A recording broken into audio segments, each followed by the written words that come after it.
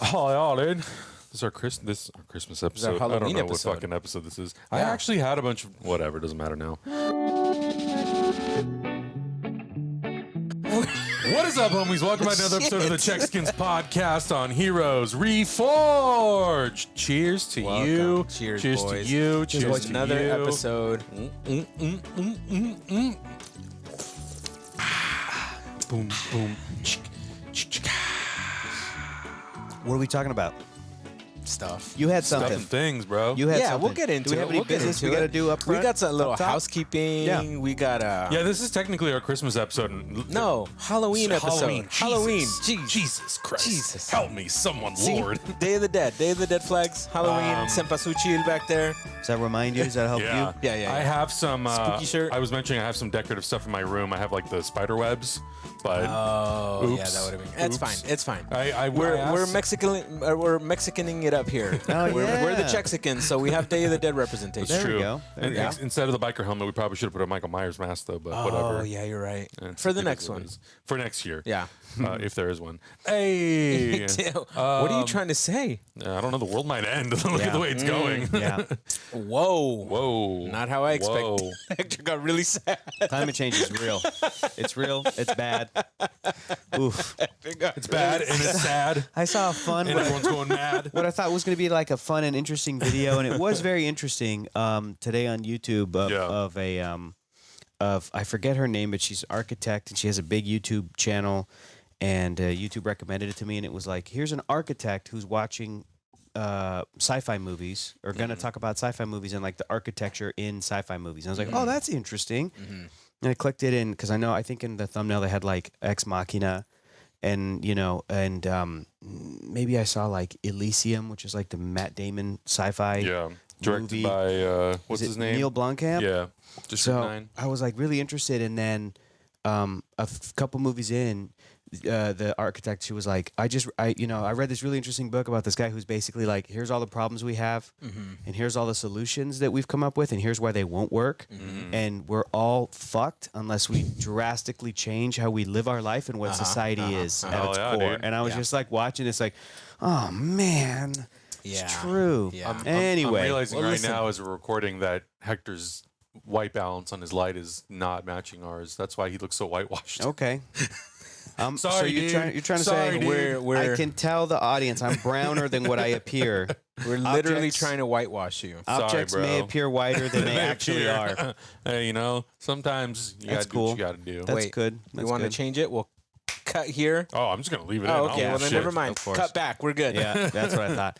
Oh, I thought you were gonna change it. No. Wait, you want me to Anyway. change it? Yeah, okay, we can keep recording.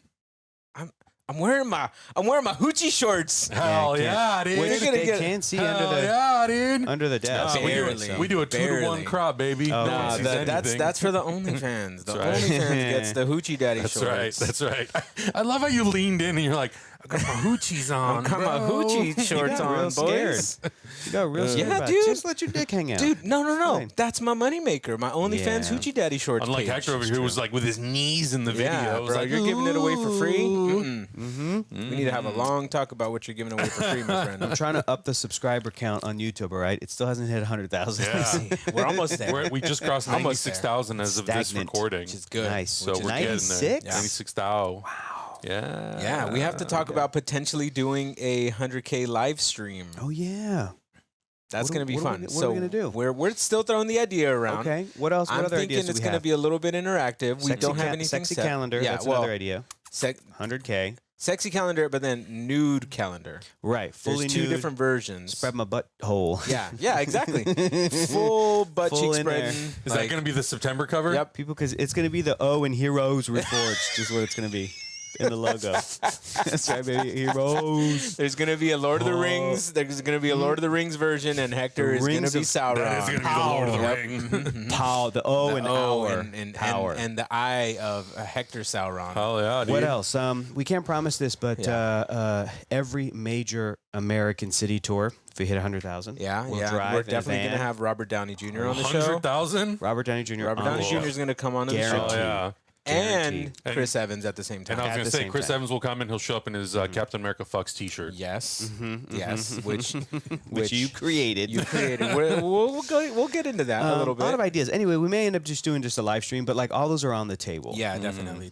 All those That's, ideas. For sure. We got our contacts rolling a little bit. We're Why almost did at. you look like you were rolling a joint? What no, happened there? I don't smoke weed.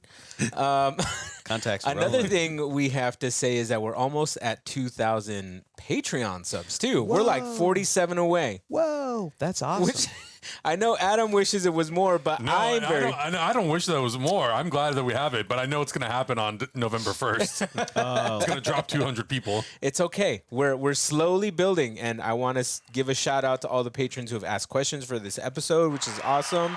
But also, just about a year ago, we were only averaging about 1,200 patrons. So Wow, that's pretty that's awesome. Something pretty like that. pretty good growth. That's We pretty had, good we had a growth. huge spike in the beginning because Yeah. that's naturally what happens with everybody. Right. And then, yeah, for a while there, we were like, what should we do? How can we change it? What can we add? What can we take away? Yeah. How should we evolve it? I mean, Patreon is one of those things that it is constantly kind of like an evolving process. Yeah, it's evolving, and people's financial situations change, and that's fine. If you can't subscribe to the Patreon, it's fine. Don't worry Yeah. about it.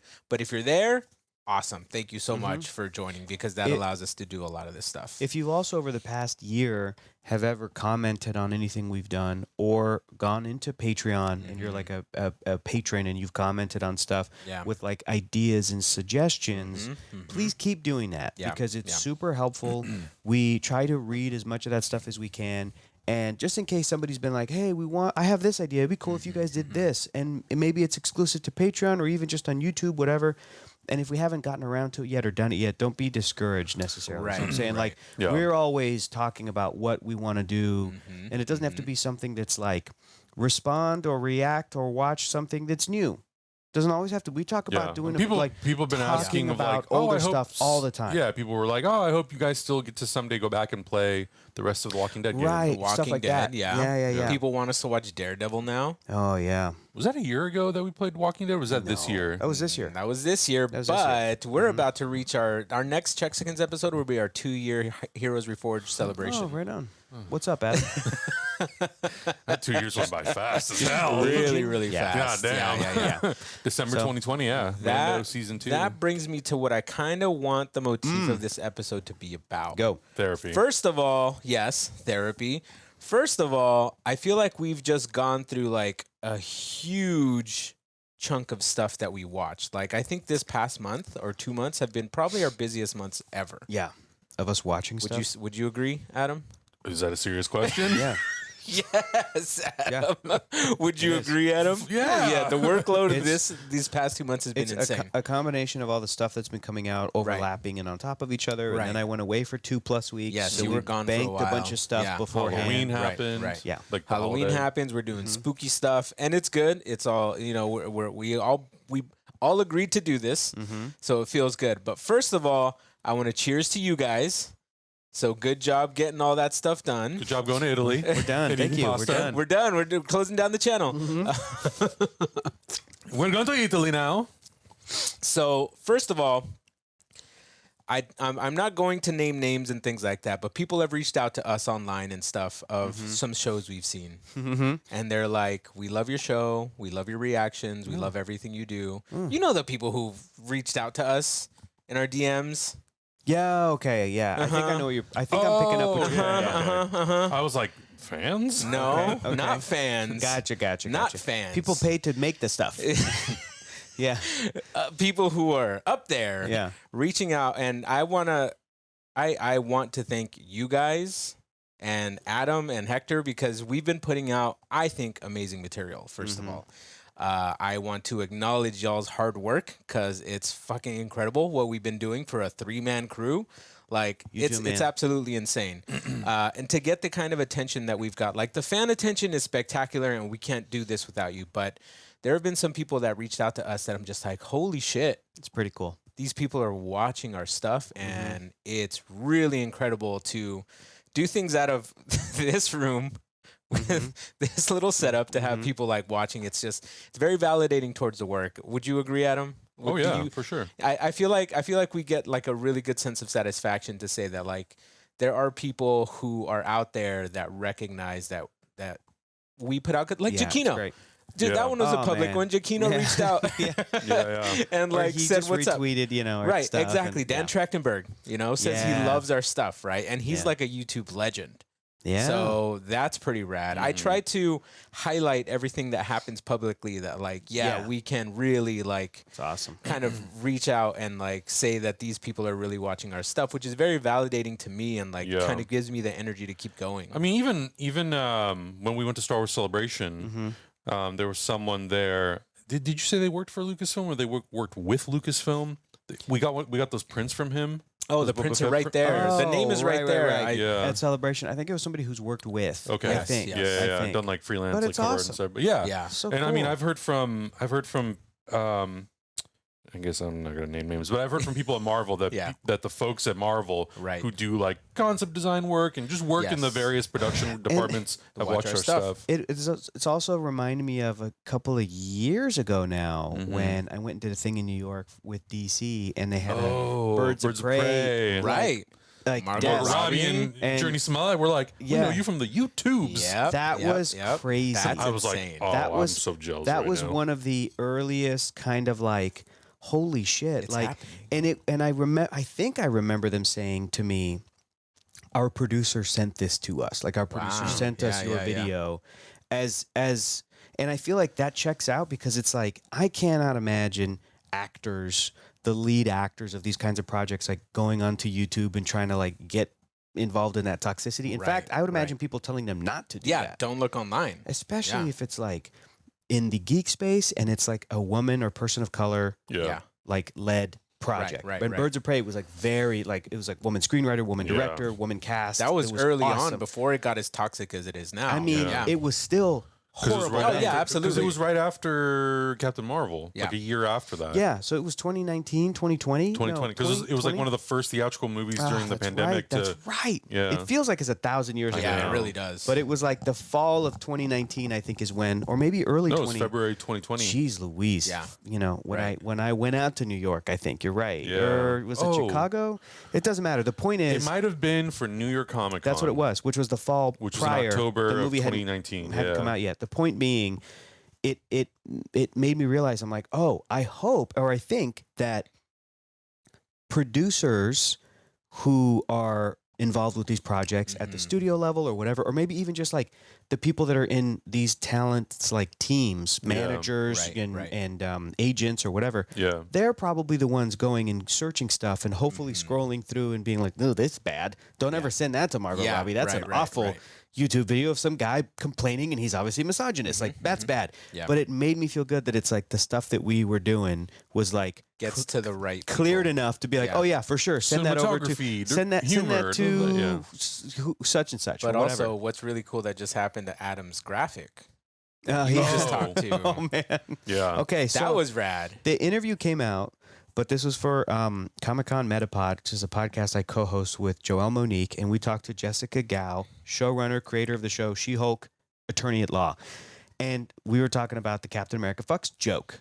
And it was really funny because she was like, at first I put it in there and I was like, I know I'm going to take this out later. This is just for you to have a laugh. Whoever's reading the script, like, I'll take it out later. But then she said something like, no, Marvel was like, no, leave it in. Yeah, That's Kevin the- Feige Awesome. said to leave That's it in, the yeah. joke that's the kind of Yeah, humor yeah, that yeah. we want.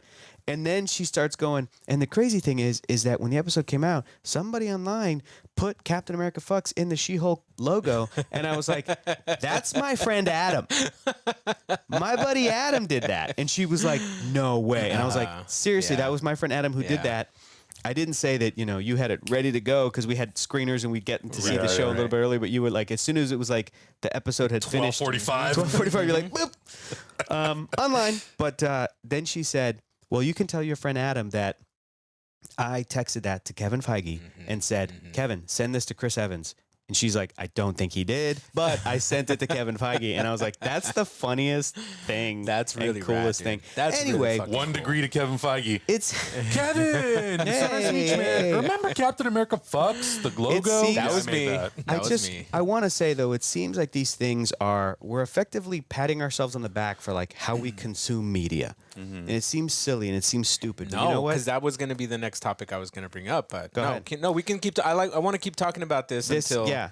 I just wanted to say that even though it's a graphic design thing that you did, it's not just that. It taps into a joke on a joke on a joke. Like it taps into if you know, you know. That kind of internet joke, and it's creative and it's funny, and it's like that's why that's the kind of stuff that is the as Randy Macho Man Randy Savage would say, the cream of the crop. You know, you gotta it's the cream of the crop. That's the kind of stuff that survives that kind of thing. Yeah. And I don't know if you wanted to pivot to another topic, but the other thing I wanted to say too was, in this same conversation, this also applies to people who watch our stuff, fans who watch our videos. Yeah. How many comments we've gotten from women, gay people, people of color, you know, LGBTQ people, whatever the thing is, for them to be like, I found you guys on YouTube, and you're a not toxic place that's talking about Lord of the Rings, and you guys are awesome when you're talking about She-Hulk or whatever it is. Those are just as validating as like the showrunners or whatever. Absolutely. Folks, yeah. you know? Like if anything, we've gotten some very kind messages from other fans who were just like, you guys have helped me when I was in a dark place. And like all those messages too, like I don't want to discount those either. Like if you found some kind of value in our show that's, you know, that you can't find anywhere else, and that's incredible. Especially with something like Lord of the Rings, because I feel like Lord of the Rings, not a lot of channels like ours cover Lord of the Rings. Right. And it's not because they are not fans. Maybe they just don't know the fandom, or they don't know the lore that well. We have the advantage that you know it pretty well. Right. And so I think that's... I make a lot of mistakes, but it's okay. Whatever. Yeah. It's Whatever. okay. Keep going. Listen, all you people who fucking cry about it, go fuck yourself. Excuse me. But I think that is kind of an advantage that we have, is that we have someone who knows the lore, even if it's a little bit, even if it's a lot, doesn't matter. Right. And I think because we have a little bit of a different attitude towards everything, I would say. I would say even just the conversation we've been having about Halloween Ends versus the general conversation online. Right. I think that's why we found a lot of those people found us, because there are not a lot of people who are having the conversation the way that we are, where it's like, yeah, they changed something in the lore, but it's the benefit of the show, so it's fine. Right. Exactly. Whereas the other channels are like, who knows what they're saying. Right. So, and I think that's something that I love about us, is that we're diehards for so many different things within fandom. Yeah. But we're very much like, all right, yeah, you want to change it? As long as you sell me that it works, then I will accept that change. I mean, it's no different than what anything that happened in the MCU was. Yeah. Like, it's not comic book accurate. There are elements that the best parts of the comic book, they're picking and choosing and bringing it into these amazing stories. Sure. Yeah. That's what visual storytelling is. That's what movies are. That's what TV shows are. Like, that's what it is. And so, yeah, I mean, that kind of segues into the other thing that I want to talk about. So we started off as like a news YouTube channel. Right. Like we were just talking about the news at that point. This channel or no. Like our YouTube career was yeah. just talking about the news. Yeah. These past 2 years, I feel like this should be in our 2 years celebratory episode, but it's okay. We'll get to that later. Pivot. I feel like making the change to doing all reaction based type stuff has absolutely changed the way I consume media. Has absolutely changed the way that I look at television shows, but also like kind of changed the way I live my life, because now I have to kind of like I have to Cobra Kai, do I watch it or do I wait? Yeah, exactly. I have right. my Tuesday, Wednesday, and Thursday kind of open to film with you guys. Right. And then like Monday and Friday to kind of like do house things and life things, and like the weekends and stuff like that. Feed the dogs, whatever. But do you guys feel that there has been a big change in how you consume media? Do you feel like maybe your ideas of like certain things have kind of changed over time, given that like the fandom's a little bit different from our perspective than it is from just a casual viewer? I guess I hadn't really thought about it that much. That's why I didn't want to ask. So I told these guys before that I had a question for them, and I knew you guys hadn't really thought about it too much, because we've been on this roller coaster for a long time. Yeah. But now we have some time to kind of talk about it. Has the way we consume media... We're doing a postmortem on us watching shows. No, exactly. That's exactly what I want to do, because we haven't sat down to talk about it, but we're in this very unique space where we're like the positive guys on YouTube, right? So we should change our channel name. The positive guys. The positive guys. We can't change it to the wife guy, because that guy nobody likes that guy. Nobody likes the wife guy. The wife guy always ends up cheating on his wife. So we can't be the wife guy. No, I mean, and that other channel showed us that. But like, how do you guys feel like changing your lives, the way you consume media, has kind of changed maybe how you look at story, maybe how you see how production is done, maybe like because we're producing stuff, has it kind of changed the way you kind of do things? Oh man, great question. I was gonna say I don't think I've thought about it that much because I think like arrogantly I'd like to think like, no, my beliefs and my values and my opinions about like things like Marvel or DC or Star Wars or whatever have kind of remained the same. I'd like to think since I got into those things and like those things, right? I can't, just as a side note, I'm like, I don't think my views on Marvel have really done like a 180 since I was drawn to it as a kid. I do think my views on Star Wars evolved, and I really sort of got super into it. 2015 when they started making these new movies and new stuff and everything. But that was interesting an interesting time to come in and kind of fully declare like I'm into Star Wars because there was that division in the fandom. At that point, where they're like, okay, now the old books are not canon, they're legends, and we're gonna move forward and try to put everything as officially canon, the comics and the novels, you know. So it's interesting because I'm excited about this stuff, and I would see the fans talk shit about this thing. And then even with my experience there, I was like, okay, well, let me dabble. Let me see what this stuff is. And I would read a book or two, and I'd be like, I don't think it's good, guys. I'm sorry. I'm going to be controversial here. I'm like, I think they may have made the right call. I know financially, but definitely even creatively. Anyway. Right. But even since around that time now, coming on 10 years ago. Yeah. You know, 8 years ago, then when Disney made that thing and I think it was 2012. 2012 was when the announcement came out, and then all the products started to come out. And then the thing is, I'll say this as a little sidebar, and we can get into it later. My views on DC, the brand, I want them to remain how I felt when I was a kid, and I have been challenged in those beliefs. I feel like we all have. Absolutely. Like we have been presented with movies that are people's takes on it, and then we go like, I still remember you leaning over to me, Augustine, being like, "This doesn't sit well with me." You're like, "This doesn't sit right with me." Yeah. You know, those kinds of challenges, but it's also like the past year, seeing what's happening behind the scenes, and not knowing what's happening behind the scenes, but just seeing these reports of like these corporate mergers is like such a fucking bummer. So I think, unfortunately, my view on like the brand has been affected because I'm like, I want to get into this stuff, but uncancel Batgirl. That's you know, that's where I'm coming from. I'm gonna get that tattooed on my forehead. Uncancel Batgirl until it happens. Damaged and uncancel Batgirl. But I think that to try to answer the question the way you just asked it, and I started thinking about it, I was like, I think the thing that has actually affected me is watching these shows with you guys, the shows that we've been watching weekly as they come out, and more so seeing the response online, including the toxic negative stuff. That, and then seeing people kind of try to like bounce back from that. Even going back to WandaVision is funny because it's like, you know, the amazing guys over at New Rockstars played up this bit of, is this Mephisto? All the way. And the internet was like, I'm pissed that it's not Mephisto. And people would then try to be like, those are weird fan expectations. It's actually okay that it's not Mephisto. Right. You know, so week to week, I think that those experiences did affect how I would come into my garage and sit down and watch a show with you guys. Right. That spilled over into Peacemaker because then that has specific political beliefs in that show. Yeah. You know, that spilled over into Andor, which is happening right now. It spilled over into like Book of Boba Fett was pretty fun.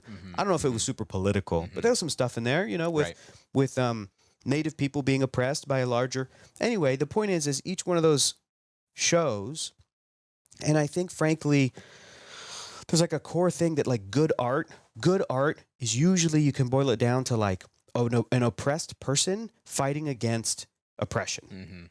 Or in the case of our current political landscape, good art is going to come from Democrats or liberal people that are pissed at Republicans or conservatives that are like treating people like shit. Right. There's a lot of that's happening. I mean, it's really coming to light is what's happening. And that's why these alt-right YouTubers are getting angrier and angrier and angrier. They get angry at She-Hulk when she twerks. They get, you know, because they know that, they see that, and they're trying to bullshit and lie and say that it's not about that, but it's actually about, you know, people in Hollywood are sexual deviants, and they're trying to trick your kids into liking sexual deviant stuff instead of just respecting. It's a weird gay narrative people. they're trying to build. But that's my reflection right now. Is I'm like, I think just like we get so stoked about something, especially on like a midnight, you know, and I remember I'll go to bed at 1 a.m. and I'll just be like, man, that was so much fun. I was just in the garage with Adam and Augustine, you know. Yeah. And my girlfriend's asleep and I'm like, I can't wait till she wakes up. I'm gonna tell her what Adam said. I'm gonna tell her what Augustine said. You know, when we watched the show. Yeah. It was so funny. Oh man, that part. And then Augustine said that joke. I'm gonna tell it to Abby when we watch the show tomorrow. And then you wake up. When Augustine, we're watching Rings of Power, and he was like, "Follow your nose," just like Gandalf said. And then the motherfucker said it. Oh my god, that's right. Augustine, you know, So when I did watch it with her, I was like, he's going to sleep. He called it. I know. I was like, what a dreamboat. He called it. And then I remember when I watched the finale with her, I was like, do you know what that line's from? Like I pretended to like know. And I said, do you know what that line's from? And then I think she said Grandalf, and I'm like, Grandalf? Yeah, it was Grandalf. It was perfect. Grandalf. Which is what Abby does. But we get so excited. I get so excited, and then we kind of like peace out, and we close the call. Right. And then I see Twitter. Yeah. And then the next day, the next couple days, space, it's like it's so interesting. Yeah. It's mostly positive because we're all curating our own experiences and blocking people and following people we like and blocking people we don't like. But we can still see what's trending. Yeah. We can still see the bad faith arguments that are happening with pop culture. That's my answer. That's Adam, how I think I've been affected. Hit me with your take, because if anybody's been plugged into it, it's you. Yeah. Like you have been more so than all of us. Well, because you handle a lot of the editing and the uploads, and you see like a lot of our stuff multiple times. The way we watched so many times. Yeah, exactly. The way you watched Halloween Ends. Yeah. Right? Do you feel like even you were different than when the last time a Halloween movie came out and you watched a Halloween movie? Yeah, because when we watched Halloween, wait, and really quickly, is that because of your online interactions or because you feel like you changed as a person? Go. Yeah, I would say it's a little bit of both, honestly. Okay. Because I feel like I mean, I couldn't really tell you exactly like what all of my opinions were back in 2016 when we started. But I feel like generally they were mostly the same. If anything, it's kind of been amplified based on what other shows have come out, how the audiences have grown over the last couple of years, and how much more vocal they've become online, and how like I kind of react to how people present their arguments on things. I think that's been the biggest thing. Yeah. Especially with things that I feel like I'm really attached to. Yeah. With DC, it's been weird because I feel like most of the new stuff they've put out in the last couple of years I've really enjoyed. There's like little spots where I'm like, nah, not for me. This doesn't work for me, not for me. But like, me too. I think it's fine. Yeah. But I think the biggest thing is that I've noticed, and it's kind of made me frustrated a lot of the time is, and this has been something that's been going on for years. If you don't love it, you hate it. If you love it, you're a shill. It's so like black and white, just like, and extreme too. Yeah, and I feel like it's gotten that idea and that concept has become worse and worse and worse and worse. And we're experiencing that. I feel like with the last few shows we've been watching, especially because they're a little slower, they spend more time building character, which is what I'm like, yes. Do more of that. I feel like some of the other stuff has been a bit more like on the action side where it's there's story and there's character, but it's also kind of really depending on like every 10 pages something exciting has to happen. Yeah. And I like the stuff that we've been watching this year in particular because it seems to be a little bit more character based. But then I see the conversation is kind of skewing more towards, well, nothing interesting is happening in this show, so I don't know if I'm going to watch it. And that is a little frustrating as a viewer because I want to engage and I want to talk about these things online. Yeah. But I feel like the more shows we go through, the less interested I am talking about it online with people. Oh yeah, absolutely. It's really sort of like shifted because I feel like 4 years ago I would have been down to like get into it with someone on Twitter about whatever topic. And maybe you could have had more of a dialogue rather than an argument, right? Right, exactly. Like we could talk about like, well, the arcs, the story, what happens, how does it feel fulfilling? And I feel like the only time I get that now outside of this group is if I go do another podcast or show. Oh, right. Because they actually want to have a conversation about it. Yeah. Online, it's like, it's just black and white. Yeah. And that to me has kind of like tainted my enjoyment of being online, which is like, I'm still on Twitter and I still talk about stuff. But then when I, like you know, I look at the hashtags and I click through and I see, and I'm just like, I'm good. Not gonna do that. I remove myself from it. I will also say that I think because we've spent the last 2 years almost watching so much stuff together, one, I feel like I have watched a lot more just in general because I feel like I'm mostly just stuck to movies for the majority of my life. I didn't watch a ton of shows, and admittedly, I would have probably not seen things like Arcane, Squid Game. Yeah. You know, some of the things that we've watched that are a little bit more outside of the Marvel, Star Wars, DC realm. I probably wouldn't have gone to those until years later. But I'm like, okay, this is a really nice way to kind of just subject myself to new experiences when it comes to storytelling. And I like that a lot. And I feel like that's been something that's been happening a lot more even outside of us recording. Yeah. Just going out and watching different types of movies, even on streaming, just popping something on. I don't know what this is. Click and just watching it. Yeah. So I think that has also affected my like viewing experience, and it's also just kind of like influenced what I watch because at a certain point, you know, we'll be watching Andor, She-Hulk, Lord of the Rings, or you know, we'll be doing like 3 shows a week that are live. Yeah. And at the end of the week, I'm like, I need to decompress. I need to watch something that is not related to any franchise. Right. I need some like underground drama or thriller. That's so disconnected, even if it's like 50 years old. Yeah. Like, it doesn't happen that often that I put on Hitchcock, but in the last like months, I've been watching like Rear Window, Psycho, just all these old ass movies. I'm like, this is so disconnected and nobody's talking about it. They're like, I kind of need that escape for myself. Rear Window is great. Yeah. Have you seen Disturbia? Yes. With Shia Chris LaBeouf? Landon wrote that. Pretty good. Yeah. Pretty Chris good. Landon did Happy Death Day, The Freaky Oh, right on. movies, Scout. That's awesome. Scout's Guide to Disturbia the Zombie Apocalypse. Yeah, I think Disturbia is underrated, but Yeah, Apparently, I like it. Criterion has apparently a really good spooky movie list for this month too. They do. So, They do. I've been watching stuff on there. Yeah. Prince of Nice. Darkness. I watched Slumber Party Massacre, which is like a really cheesy 80s slasher. Nice, But it's really nice. fun. Yeah. But yeah, so I think that's been the most interesting part is like, one, watching so much stuff. Yeah.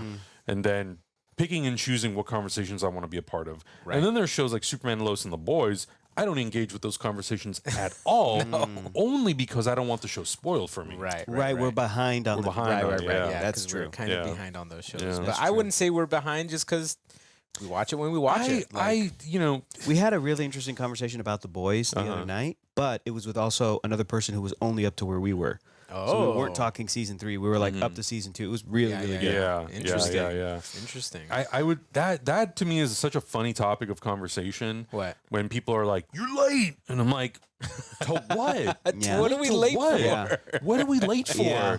If the reaction comes out on Wednesday or Monday, you're still gonna watch it. It's only late because you don't want to wait It's for it. crazy, man.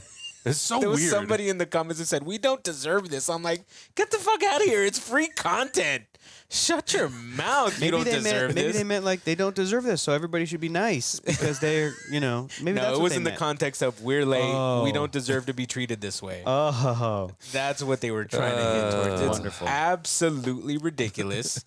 You get the videos when you get the videos. If you want them immediately, come join Patreon. They're there for you the night they Right. come out. Yeah, That's I don't have really- to. Well, on Patreon, they don't have to go through any sort of approval process. Right, exactly. We just Like upload and they're walk there. away. They're there. There's a lot of stuff behind the scenes that people don't see before we get our videos out that we have to. Yeah, It's a big thing. It's a big thing.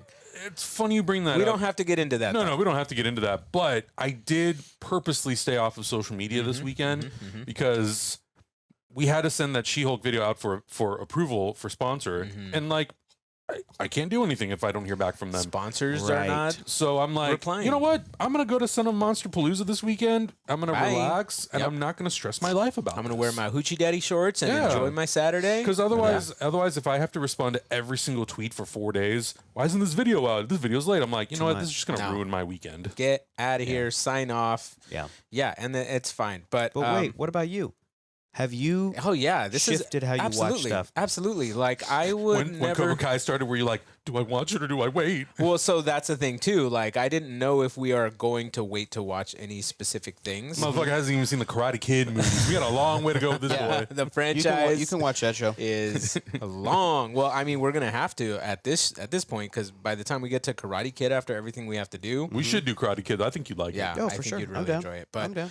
it absolutely has changed. Well, first of all, just right from the get go, when we started doing trailer reactions way back in the day, just like trying to stay off social media. But that's like I feel like that's a little bit more easy on my end because Running out of the room during the Super yeah, Bowl. like running out of the room was or funny. just like la, la, la, la, la. or just like somebody will very nicely tweet at us and say, "Hey, don't come here right now. There's spoilers and things like that, you know?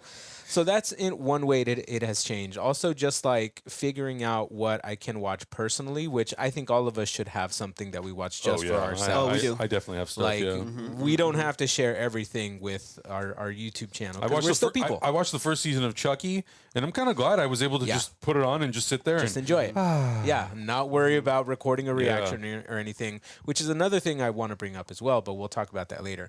But it absolutely has changed, just like my media consuming in general. But I would say for the best, only because I generally wouldn't jump on shows right away. Maybe the only show I would have watched recently is maybe like She-Hulk and Lord of the Rings, and like everything else would have gone by the wayside. I probably still would never have watched Squid Games. I probably wouldn't have given Superman and Lois a second thought, honestly. Like because it was CW. I don't watch anything CW, and like I was just like, all right, there's another CW show that I'm not gonna watch, right?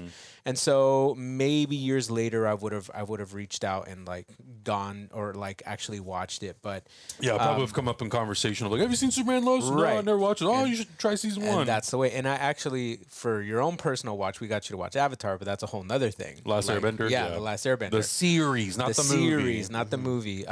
But yeah, so it absolutely has changed the way that I consume media. And it changed the way that I kind of pay attention to media, because right now it's like if there's a show on, I'm generally at home and I sometimes just don't even pay attention because there's stuff happening around the house, like phone goes off, or like I need to go wash dishes, or like something happens outside, or like whatever. Do that. It's crazy. Like to me, like I get distracted very easily. So having to sit down and watch the show with you guys and really pay attention and like really absorb the show, I think has been really good for me specifically, because I'm like sitting here enjoying every moment of it. Whereas like if I was laying on the couch, I'd take a nap in the middle of this episode, and then I'm 4 episodes in, then I forget where I am, or like, you know, what episode was that? I don't even know. Whatever. Exactly. So it's changed my enjoyment of watching stuff, and also it's just fucking fun watching shit with you guys. It's just a good time. Like it's just a really, really good time. You were gone for 2.5 weeks, and we got to the big battle sequence in Rings of Power. We were done recording, and we were still in the call, and we were like, fucking Hector, why do you have to be gone for this episode? God damn it. It was good. It was a good one. It really changes the way you experience, because I think that's also part of like the movie theater going experience. Right. And that's something that when the pandemic hit, we lost that experience. Yeah, for sure. And I think we were all kind of like, oh, I want to watch this with my friends. You know, I want to experience this with other people. Yeah. And I feel like we get to do that in some ways. Yeah, it really turns these viewing nights into like special events almost, right? Where we're just like, we're making time out of our day. We're going to sit there, like we have to be prepared, and mentally we're all just kind of plugged in. We can't pause it to get up and go to the bathroom. We can't pause it. It's very much like a theater, Right, exactly. But then at the same time, we have fun with it. Like we make jokes, and we yell at the stuff, and then we like, you know, make jokes and talk over stuff. Cheat on Lana Lang, so it's like Rocky Horror Picture Show. Yeah. We do every week. It's like Mystery Science Theater times 1,000. So it really has changed the way that I consume media, but also the way I digest media, which kind of brings me to like the next thing that I wanted to talk about is, do you guys feel any pressure after we watch a show to try to analyze what we just saw very quickly, even though you might not have like the fullest grasp of everything, and then try to talk about it? That to me is the hardest part. It's difficult, right? Because I think, and I love our audience, but sometimes they're a little guilty of this. We make, like Hector likes to make the joke sometimes, like, "Hey, by the way, let us know what new rock stars revealed and found out in their 15th viewing," because we don't watch it more than once. Right. We watch it from beginning to end one time, and then as soon as the credits start rolling, all right, let's dissect it. Right. That's kind of hard. And like, if it's 12 in the morning, it's a whole separate I'm not thing. taking a 20-minute break to think about it to then come back and record it. I'm not going to do that. Right. So it really is like, the discussion that you guys get as soon as like the reaction portion is done, those are completely like raw, off the unfiltered cuff thoughts of like, how do I feel about what I just experienced? We don't digest it at all. We just kind of like go. And that's why sometimes, you know, like with Andor last week, there was a couple things that like had happened, and like someone got killed, and then we didn't like clock it when the next person got killed or whatever. Right. They just killed this guy. I'm like, everything is happening late. so fast. Yeah, it was, late. it was 12 in the morning. 12 in the morning. Apparently, we missed a half the comments are about Wakanda stinger in the the music stinger. Yeah, like something. I'm just like, so it's like okay, we're watching fine. with subtitles, so we saw- can read it along. Somebody commented, "You guys laughed through the Wakanda music," and I want to be like, So what? I want to be like, you answered your own question. Yeah. Like, yes, we did. We were having a good time. Right, Yeah. like your experience of joy made you miss this Easter egg. Yeah. And I want to be Okay. like, guys, I'm gonna find out about the Easter egg because I follow Eric Voss from New Rockstars Or as I'm well. just gonna Like, rewatch the episode in the morning. I rewatch the episodes the next day, but that kind of and it's not just the stuff that we put out, but the pressure to have that analyzation Right. down. Immediately. I don't think, and most of the stuff that we've been watching, let's be real, it's for children. It is on Disney Plus. It's other than Hellraiser or whatever Sure. thing, Squid Halloween. Game.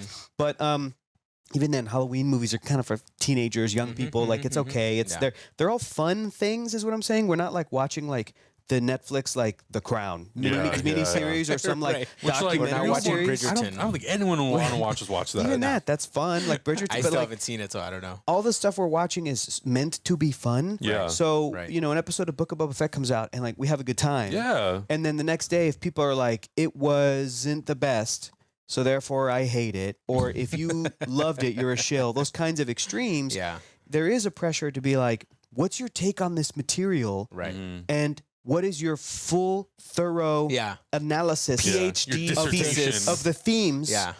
and rarely from once we watch something the first time, even a week later from like the next episode or whatever, Yeah. rarely do I feel like our opinions would even be in danger of being changed because it's not like there's some subversive, like not that deep. subtext of like, oh, did you think that Andor was about this? It's actually about this. Yeah. Yeah. That show's actually secretly being made by Republicans. Like that's not happening. It's secretly So- being made by Gina Carano just to get us back. Yeah, it's like, that's not happening in these kinds of shows. Yeah. Right. And I feel like some examples might be, I'm thinking again of Peacemaker. I'm thinking of, well, we're late on The Boys, but The Boys and She-Hulk, they're addressing topics that are like very interesting and very modern. Things like racism and sexism and white supremacy and its effects on the world and toxicity in fandom and all that kind of stuff that I'm like, there's some deeper things happening there, but basically, ultimately, we watch the show and we sort of like it and or agree with it. Right. And then other people throughout the rest of the week or months write up the think pieces and the essays and stuff. And Right. it's like, that's also not what we do. And there is a pressure. I Right. feel like there is a pressure on what we're doing and people like us to have that kind of take, Right. that nuanced, like, Immediately after. That fleshed out perfect take. 140 character tweet. and I love reading that stuff, but I have never even with this only the specific shows I've been watching. Again, I haven't really read people's takes that make me go, I'm completely changed my mind in my Yeah. opinion of the She-Hulk show or Yeah, whatever. yeah. Like that's always interesting to see takes that I didn't think about and we For didn't sure. we didn't clock in the moment or whatever. yeah, But yeah. there hasn't been something that's like, but yeah, man, I feel that pressure. I mean, sometimes. especially Yeah, like, yeah, I absolutely. I think of a show like, I don't remember who I was just talking to about this recently. It was Obi-Wan Kenobi. Yeah. It might have been Chris Bramante I was talking to. And, if I like remove, that show ended, I don't know, 3 months ago. 4 Wait. months Let's ago. recreate the Chris Bramante conversation. Hey, buddy. Oh my Yeah. God. Hey, Here we buddy. go. So what do you think about that show? What'd you think buddy? of Obi-Wan Kenobi? I gotta know. So we were talking about it, and, when I'm 3-4 months removed, Sure. if I have the time Yeah. to sit there and process it, okay, how did I really feel about the show? Well, Right. production design wasn't maybe whatever. Right. I didn't think it was the most highly produced show, blah, blah, blah. Yeah. But in the moment when I'm watching it, I'm seeing Obi-Wan Kenobi and Darth Vader fighting. Yeah. I'm excited to Right. be in the moment. Right. I feel like, to me at least, that is kind of the excitement of watching a reaction video. Right. It's Yeah. about being pure and in the moment and Right. not necessarily, oh, well, And It's also, just like, isn't really that what matters? Like your Yeah. immediate enjoyment and because then when we don't excitement react about to the something, show. like, you didn't react to the way I wanted you to, and I'm like, I think, Right, I think okay. you're Exactly. right. I think you're right, Augustine. I That's think the- that there's still really interesting and important pieces of media Right. yeah, that can be reflected on years later, Yeah. especially if, like, the past couple of years, I've seen people go, here's the impact that South Park had on an entire generation. That stuff's interesting to dig into, right? yeah. Here's like that's a good podcast conversation. Right. Yeah, or like, yeah. again, a fully written out, like researched, like basically term paper, or like books that are like, here's a book about the Ninja Turtles that you gave me. Yeah, that's right? a great. Oh that's my a little. God, That's a little bite-sized version of that. But basically, like, here is this effect on pop culture. Yeah. I love reading that stuff, but you don't do that the second you watch a thing. Yeah. Credits roll. It's very Okay, different. here's We're my still dissertation. buzzing off the excitement that they Yeah. meant for us to feel. Yeah. We're Yeah. buzzing off of our own excitement as homies. Like we're just hanging out and having a good time. So yeah, I feel like there is a little bit of pressure, but That's at why the it's same called time, a reaction. isn't that like what they wanted you to feel and how you should be feeling after a Agreed. show Yes. to begin with? Like Yeah. that's that pure excitement and joy of why you watch shows, Yeah. like why you consume media in the Yeah. first place. Because if you're not enjoying that, then what do you do? Are you watching just to write an essay in a month? Right. I'm Which not. which some channels do. Some do. And that's totally fine. I don't want to knock it either, because there are some examples of media that some people could point to and be like, this is actually harmful, and here's why. And whether I agree or not, or notice it, or like, I think that kind of discussion is always worthwhile. Yeah. Right. Yeah. But then again, sometimes people want to have that kind of discussion Right. on the Star Wars show that came out on Disney Plus, and I'm going, at this point, you're losing me. Like, Yeah. if you want to have broader conversations about the danger of corporate America and trying to Capitalism monopolize and and- capitalize on our childhood and all that stuff, it's all very relevant and real and interesting. Like, let's get into it. But when people come out and they're like, the She-Hulk show is actively harmful, it's not good representation of Right, feminism, and right. here's why. I'm going, dude, you're mad at the wrong thing. You missed the Do you know what I'm point saying? here. I'm You like, missed the point. I'm like, even though everything you're saying may be technically correct, shut up. Because it's like, you're gonna be mad at that because it's not this, but you're not mad at Right. all of this Everything other else. stuff. Yeah. Do you know what I'm saying? I I'm get like, it. the stuff I that get actually it. matters. Yeah. the pressure I feel too is not necessarily to have those kinds of takes, but the pressure is, even when I tweet anything, Yeah. it does feel sometimes like you have to be able to back your shit up. Oh, absolutely. Back your shit up. You have to be ready to fight on Twitter I don't as soon wanna as do you that, say something. But I feel the pressure to, especially when it is the sort of like women and person of color led thing. If I go, no, Miss Marvel's awesome, and people are like, it's a crappy show, dumb, and they're flippant or whatever, and I go, no, Kamala Khan's a great character, I do feel like I have to go, and here's why. Okay, here's my concrete statement. Now Right, here's right, my right. Here's you my know, thesis. Here's my 3 points to here's my back it 3 up. points to back it. Yeah. There's this pressure. Yeah. Even in the case of She-Hulk, I was like, Right. I had to tweet about the finale. I think I've been doing it each week, or I haven't been. And Rings of Power, I was also kind of like, not because I'm necessarily like afraid to get into the discourse, but I'm sort of like, another solid episode of Rings of Power. I don't know what else to. Yeah. But for the She-Hulk finale, I'm like, this is how I felt. This is It's what just it like is. Simon Yeah. Pegg did that. He recorded a video himself, just being Yeah, like, about it's She-Hulk. brilliant. And when I did that, some people were like, I don't get it. I don't get the character. Can you explain the character to me? And I feel like I don't want to say no. That's not my job. Because I say it's- that. because I it say that all the it isn't our time. job. But it's also like, but it's Jennifer Walters, Yeah. like a major prominent woman character in this male-dominated world. Right. And she's a character who is like sex positive, had sex on the show, and it looked like it was awesome. Matt Murdock, great. You know, that kind of thing. I'm like, I do want to back that up, because I feel like sometimes if I don't defend those kinds of stories, ideas, Right. characters, that the sort of shittiness of the internet wins out. That people can go like, this guy Hector said he liked the show, but he didn't even want to back it up. The woman-led show, well, there He's you got to go. be dumb. I Don't guess it- follow I him. guess- He doesn't know what he's talking I about. guess it is a badly written show, like Yeah. I am saying it is, and I want to be like, no, you know. I think that's yeah. a whole separate discussion that we can have about the guarding the things that we hold precious, right? Or the values that we stand up with on social media, specifically on Twitter, which I think is a fucking silly place to begin with. Like, to me, It's not real. it's not a real place, and people fight on Twitter like the conversation matters. Oh, yeah. It doesn't. It It just- disappears into the ether later. But Yeah. that, like I said, whole nother conversation. And I don't want to discredit what you're doing, because No, I've seen you. you're right. I've seen you flip people over in their opinions, and if that has a real world impact, even if it's just some, like the fact that it happens Right. is incredible. But you have to know when to do it. Well, yeah, you like I know? said, and it's I've a also whole seen different you thing. and you very healthily block a person or go, no, yeah. I'm not going to engage in this. That's my strategy. I will straight up tell them, go fuck With- yourself. I and don't block. look for threads with shitty people and block them them. Me before they too. even interact with me. And with the, I'll be honest, with the lightest possible version of harsh language, do I block a person? Right. If a person has if this is not offensive really, but if a person goes, that show's garbage, Yeah. I tune into the word garbage, and I go, this is a specific trigger word for me. Oh, yeah. This is used by people that are flippant and they're bullshitting and they're, I'm like, can I tell you that word is also a blocked word on our channel? So if you're using that word, sorry, you're not getting through. Don't tell them. Just try it. You get blocked. I have every version of it blocked. So Right. 17 versions. Things like that. Things like that. Yeah, Things yeah. like that. But no, you're right. It's and I feel silly like sometimes place. like Not real. I feel like sometimes too people unintentionally sound flippant. I know. And That does happen because a lot. because That's it's what all sucks. internet speak. Because Yeah. we're all used to talking like that. Shorthand. It's all shorthand. I used to talk like that. Yeah, and sometimes it'll Sucks. happen, and I'll just see it, and I'm like, leave this conversation. I just remove myself from it. Yeah, absolutely. But then sometimes the people come like, oh, I didn't mean it that way. I'm so sorry, and I'm like, okay, you're not, because I Lesson learned, Haas. yeah, I try to give people the Don't speak like benefit. that. I try to give people the benefit of the doubt until Yeah. there's like one or two subsequent tweets that are like, oh, Me too. sucking some dick, and I'm like, Me too. all right, I'm done with you, Yeah. idiot. Just today, we were both in that argument with that one dude. Yeah. And What? I Yeah. just blocked him. I literally just posted. I was like, oh, I yeah. liked Halloween Kills I or just Halloween blocked Ends even more the second time. This person It was a like, Halloween argument. dissertation on Yeah. like, Like screenshot. You're wrong. Yeah, I can prove you wrong at any point. Like, Again, shut up, again, bro. you're mad like, at go the wrong touch some thing. grass like- or some ass. Well, you're right. Respectfully, Oh, either way. Yeah, you're mad at the wrong. Yeah. The very thing, wrong thing. right? Yeah. He didn't do what I wanted him to do. Well, thank God you have 11 other fucking movies where he's murdered everyone. Before this turned into the Twitter spiral, I want Too to late. thank you guys for joining my Heroes Reforged therapy session. You guys Yeah. didn't even realize that I brought you into a Yeah. therapy Yeah. session.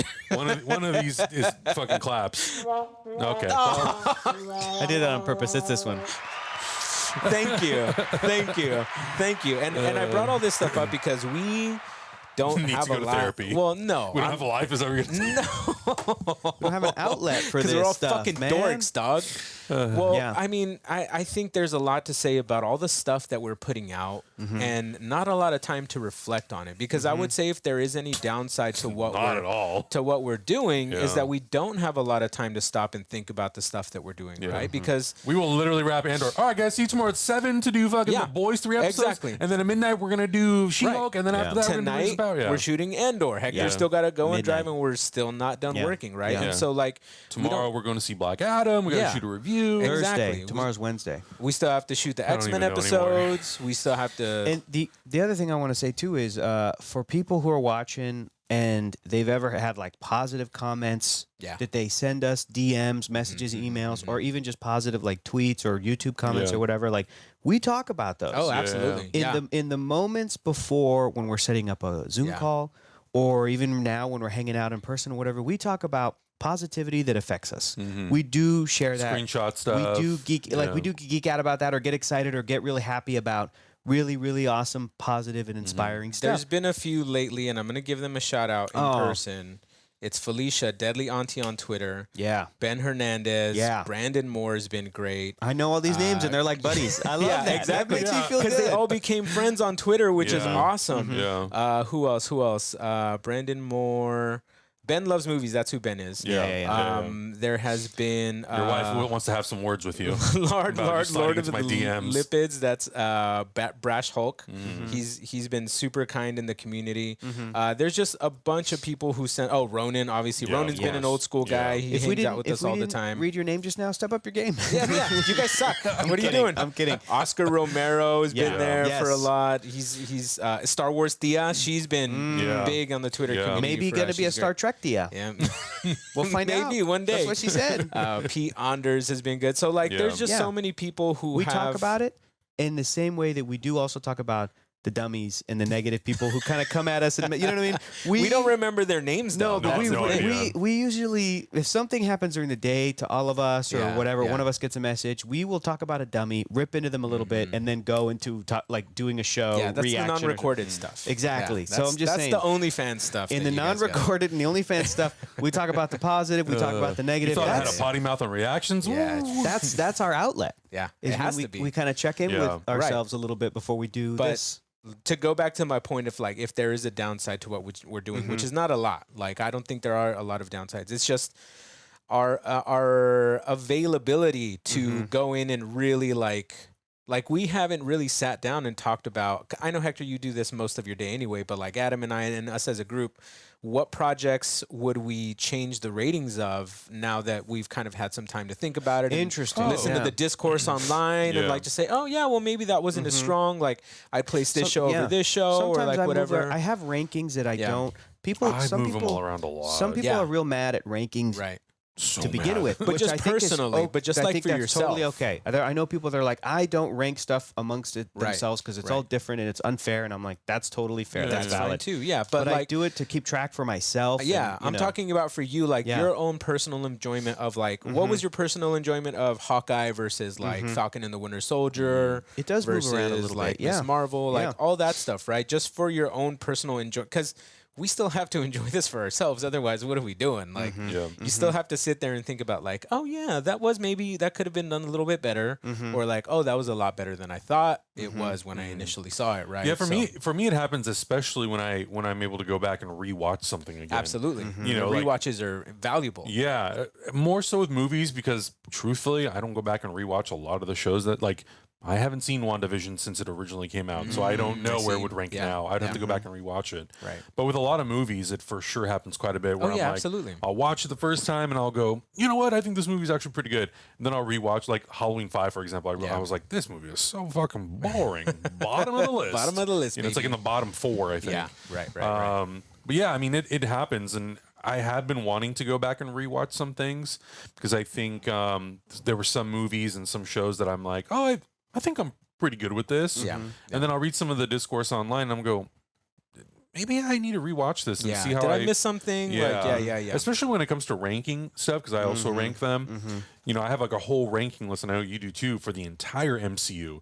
And after a while, when you get 30 entries, you're like, I don't know if is Hawkeye better than this or worse than that. Like, it gets really muddy and it's really hard to tell. So then I will be like, okay, I probably should go back and revisit this and remind myself how I feel about this movie. And it happens with a lot of stuff. Yeah. Good conversation, y'all. Yeah, that's pretty good. You see? Yeah, we kind of needed this, y'all. We kind of needed a little decompression time because we've been so damn busy. I think we should move on to fan questions. Do we have Patreon questions, Adam? Do we even have any? Oh, we do? Yeah, we do have some. All right. Right on. Our patrons always come through, dude. Always coming through. And if there's any about stuff that we've kind of already talked about, we can kind of skip that. Yeah, but, for sure. Not to dismiss your questions, but we talked about a lot of stuff. First question from Matt Illigan. What are some other YouTube channels you guys would recommend or enjoy watching? Doesn't have to be movie or superhero specific. Funny enough, New rock stars. Number one. I'm wearing their shirt right now. This is one of my favorite YouTube channels. James Pumphrey and the gang are so funny. Even if you don't like cars, these dudes are just funny. They put out a video ranking all 140 Little Pine air fresheners. You remember that video? Hilarious. That's one of the funniest fucking videos I've ever seen. Yeah, Donut Media, right. Donut Media has some of the funniest stuff. They have this series called High Car, Low Car, in which they buy the same car and one gets really expensive upgrades and one gets the shitty eBay upgrades, and then they race them against each other. And it's really interesting to see like the back and forth of like maybe spending money isn't always the best on particular things, but also like the comedy, the humor, those guys there are incredible. For Lord of the Rings stuff, I watch Nerd of the Rings. What else do I really enjoy? Obviously podcasts like Tiger Belly, Trash Tuesday, all that stuff. What else do I watch? You guys think of ideas of stuff, and then I got a couple. I'll name some that are like friends. The World Girls is always fun. The World Girls, okay. I like my pal Johnny Two Cellos. He does like animation and cartoon YouTube, which is great. Yeah. I want to shout out. I don't always agree with him. But the Cosmonaut Variety Hour. Cosmonaut Marcus. Yeah. Really good stuff there. Yeah. And it's fun. I like jokingly disagreeing with him. I like it when you disagree with him. You're like, this is a bad take. Yeah, I'm like, bad tweet, too negative. I don't like it. Yeah. I like another one that I love for Star Trek specifically, but a lot of pop culture stuff is Jessie Gender. She's fantastic. Has really good videos. Who else? I said new rock stars. Also, Nerdist has been making some really good videos. They're my pals as well, the Nerdist guys. I like Steve Shives. He's another like Star Trek YouTuber mostly, but talks about a bunch of great stuff. First Cut is good. Those are some pals. First Cut has some great discussion stuff. Dang, man, there's a bunch, but it's give us a few, Adam. Give us a few. Yeah, what do we got?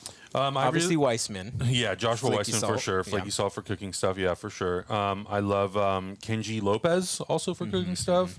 When it comes to like more entertainment based stuff, Star Wars Explained is great. Yep. They do Molly and Alex do really great like breakdowns of all the shows, the lore, And they're the like timelines. Encyclopedias of Star Wars. Their Star Wars timeline breakdowns are exceptional. It's insane. Dead Meat I really like, which is podcast. It's a horror based podcast where there's a podcast on there, and there's also a series called Kill Count where the host, I think his name is James, he goes through and he basically just goes through all the kill counts of movies, but he also has like a really fun sort of like discussion about the movies and stuff like that. Who else is there? I like also watching. I am into the like amateur filmmaker, photographer, YouTube as well. Did you shout out Linus Tech Tips? Linus Tech Tips is a good one. MKBHD, Peter McKinnon, Sarah Dici, AGUSTIN are great. I love all those like sort of techie ones. There's actually one that I have been using a lot for tutorials. It's Texture Labs is one that I really, really like. The host on there, he'll go through and he makes they're pretty advanced like After Effects tutorials on like really cool effects for logos and all kinds of stuff. And he's got like a bunch of like free textures and patterns that I use on a lot of our stuff. That's cool. Those are the types that I really enjoy. Yeah, two more for me. My Mechanics Insight. You've seen me watch his stuff. It's the guy who restores like old tools and stuff. That guy's that's insane. a good one. Yeah. And then this other restoration channel called Old Shovel, I think, and he just takes like ASMR, just takes bicycles apart and then like repaints them and puts them back together very lovingly. He's like very ginger with the bikes, and he's like, this bike's gonna be painted. It's almost like Bob Ross of bike restoration. That's like, cool. This is gonna be. That's cool. I like this paint because it's gonna. It's good stuff. Man. Yeah, So, I love that. yeah, a lot of good creators out there. A Yeah, lot of good if people. you saw our like YouTube search history on Heroes Reforged, because you and I have access to it, it's like biking, outdoors, horror, how to make something, what camera, tutorials. Yeah. That's so funny. It's just anamorphic lens, right, for your camera. My dream, it never has happened really, I don't think, but my dream ASMR would be somebody with like a really lovely voice being like, okay, I'm going to organize my comic book shelf. I'm just going to put it. And then you just hit I would just be like, oh my God. the paper. Like, That should just be you doing that goes it. there. It should should be. do that, Should we do Hector. some ASMR videos? Actually, should be the OnlyFans. we talked about this.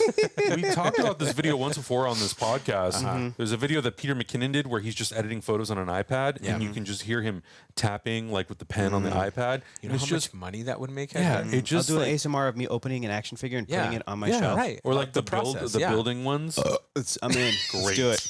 As long as you add those every That's how once in a every while. episode starts. I'm like, I'm just going to take my little Peter Parker and just put it there. Today we're gonna Today assemble we're the drinking. Megazord. Today we're drinking a Monster Mango sugar free Yeah. to start off the episode. There we go. Oh my God. Please let me do some ASMR. I'm ready.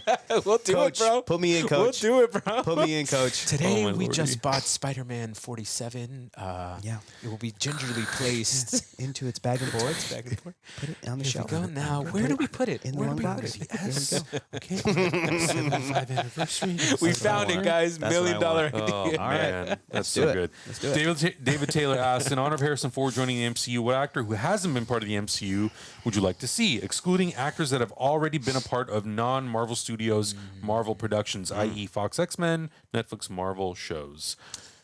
When are we getting Al Pacino in there as the devil? Ooh, interesting. I always had the idea, and it's far too late for this, but I always had the idea that Michelle Rodriguez would make a good X-23. Like, she would have been a Oh, rad dude. X-23. Just rewatch, when we were doing the Avatar rewatch, I was Yeah. like, bro, she is made for this action shit.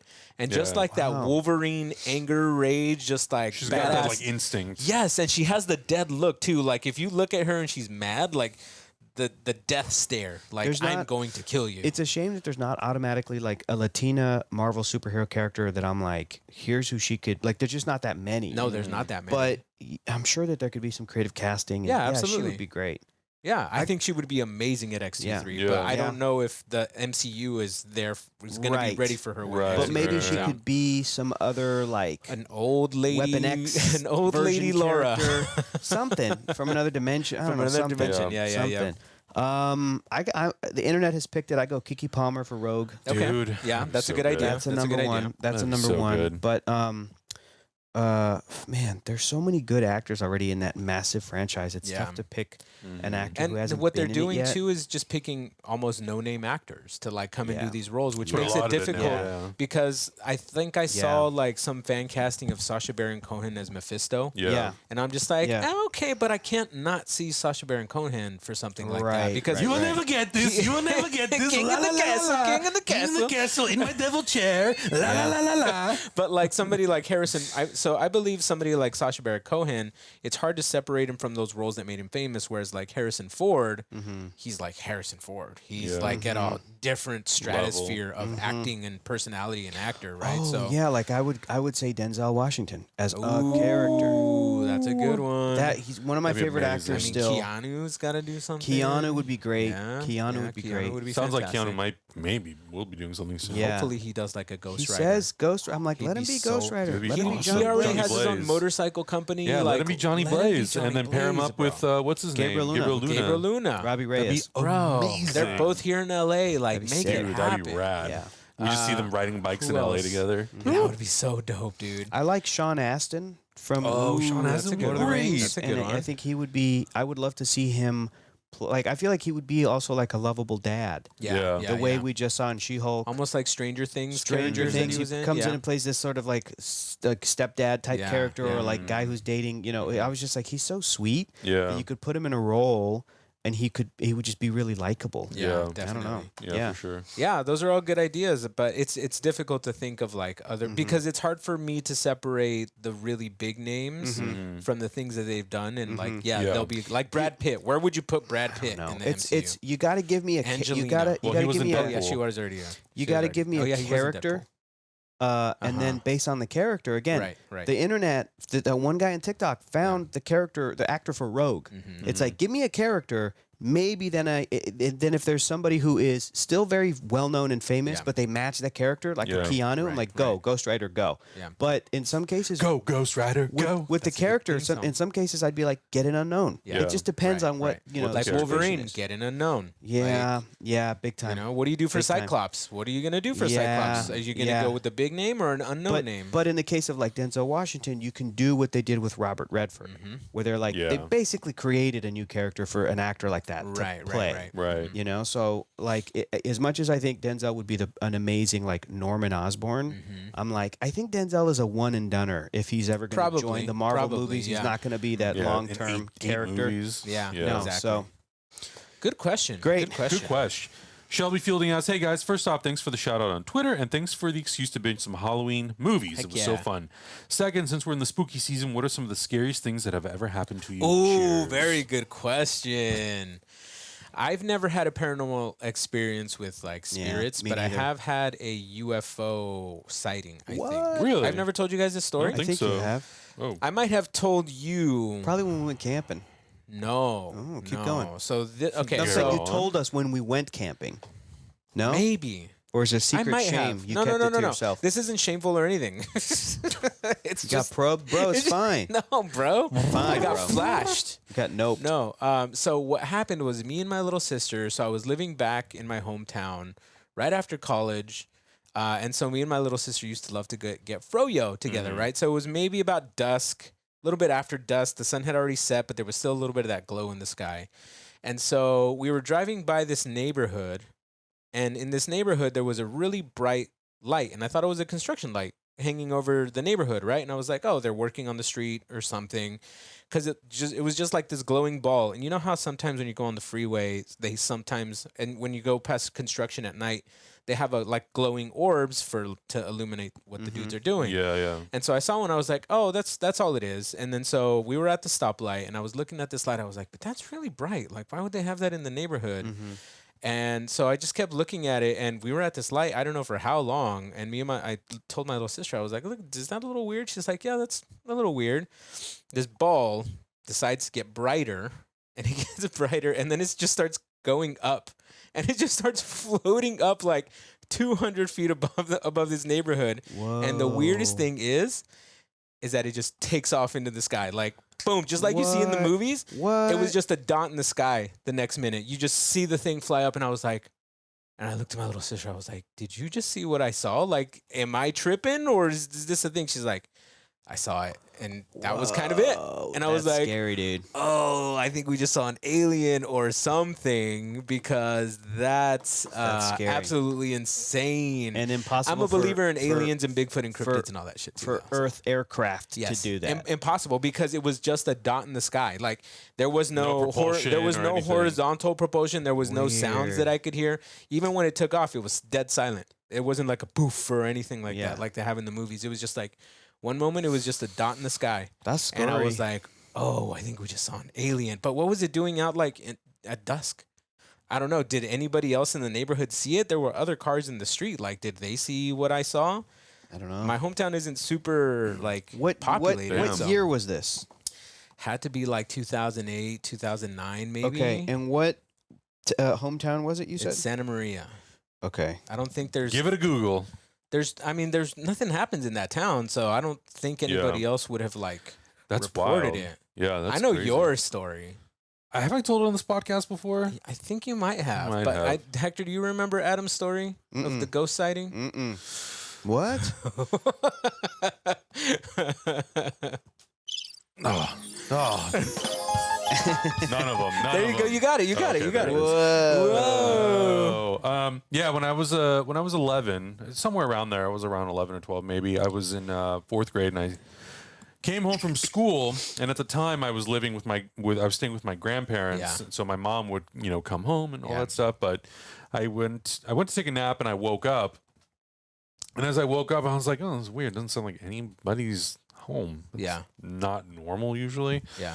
But I had no concept of what time it was or anything. So I was like, I'm gonna go see, maybe they're outside or maybe they're in the backyard or whatever. So hallway, there's a hallway, Hector, and I'm on the half of the hallway that's closer to the kitchen. So that means that the hallway behind me actually extends and goes to 2 rooms at the end of the hallway. Yeah.